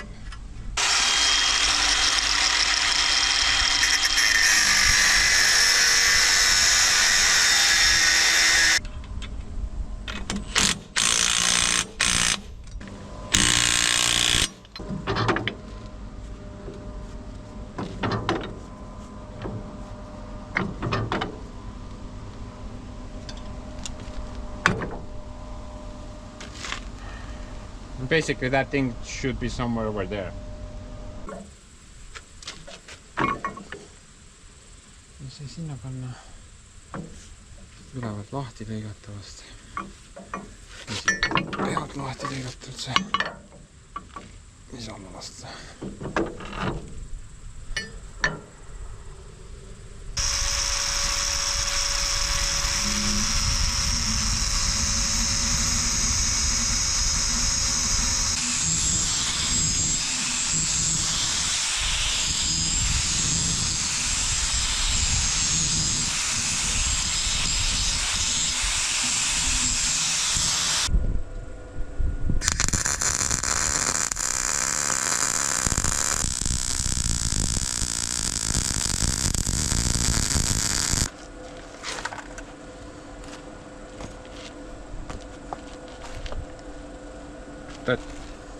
That's the purpose. Actually, it's that, yeah. It's temporary, I know, but who knows how long temporary will last. Maybe my lifetime. But anyway, guys, technically I have currently more tools around, on top, under, inside Kirovets than in the workshop. So give me like a second. Gonna clear everything up. Pretty sure I'm almost finished.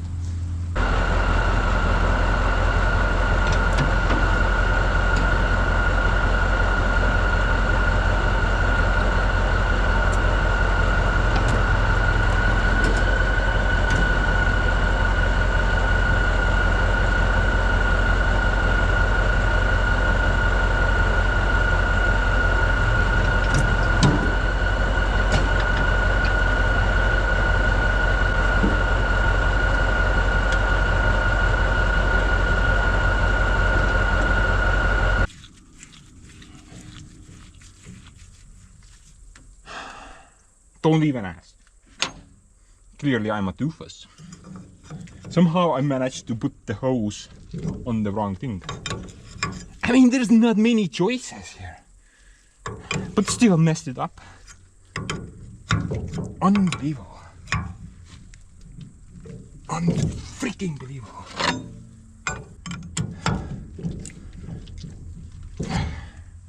Well, at least the frame is oiled nicely.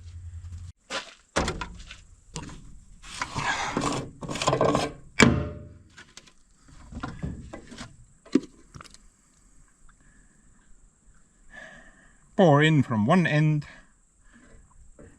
then 5 seconds later splash it out from the other end. Man, I'm such an expert. I should run Google or Microsoft. Would double the profit in the first hour.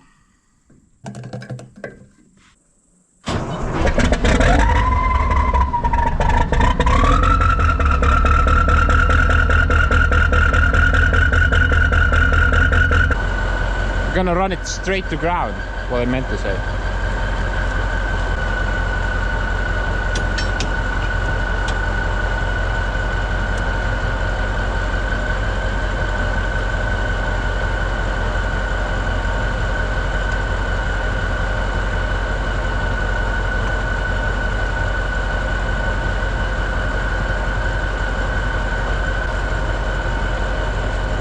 Look at that.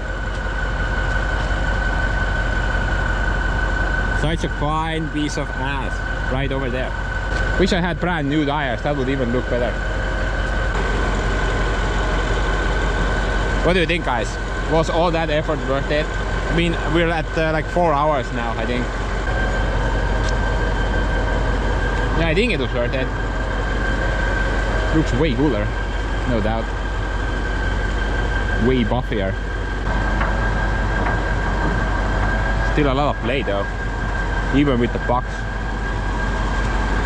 not the worst.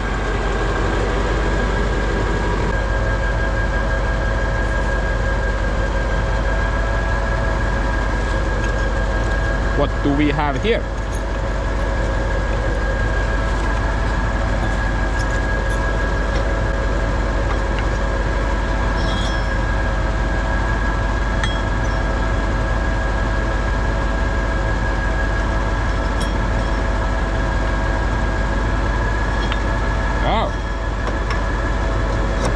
adjusty. I'm gonna actually bring these things out.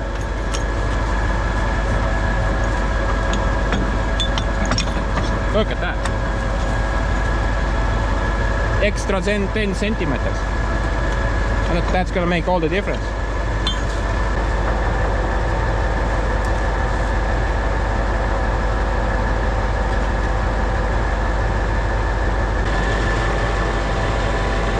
Yeah, I'm relatively happy with this outcome, I would say.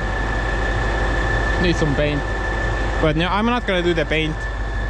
Actually, I wanted to paint the rear end, but then I figured it's probably gonna look weird if the rear end is painted, but rest of the machine is not. So I'm just gonna generally paint the thing at a later time. But yeah. But anyway, guys, I think I'm gonna wrap this one up now. Yeah. So bye-bye. Bye-bye. Wait, what?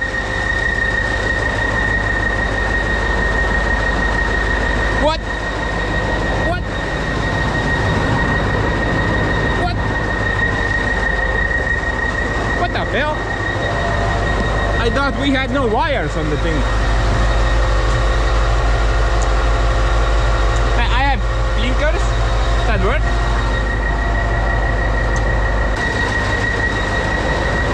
Oh man.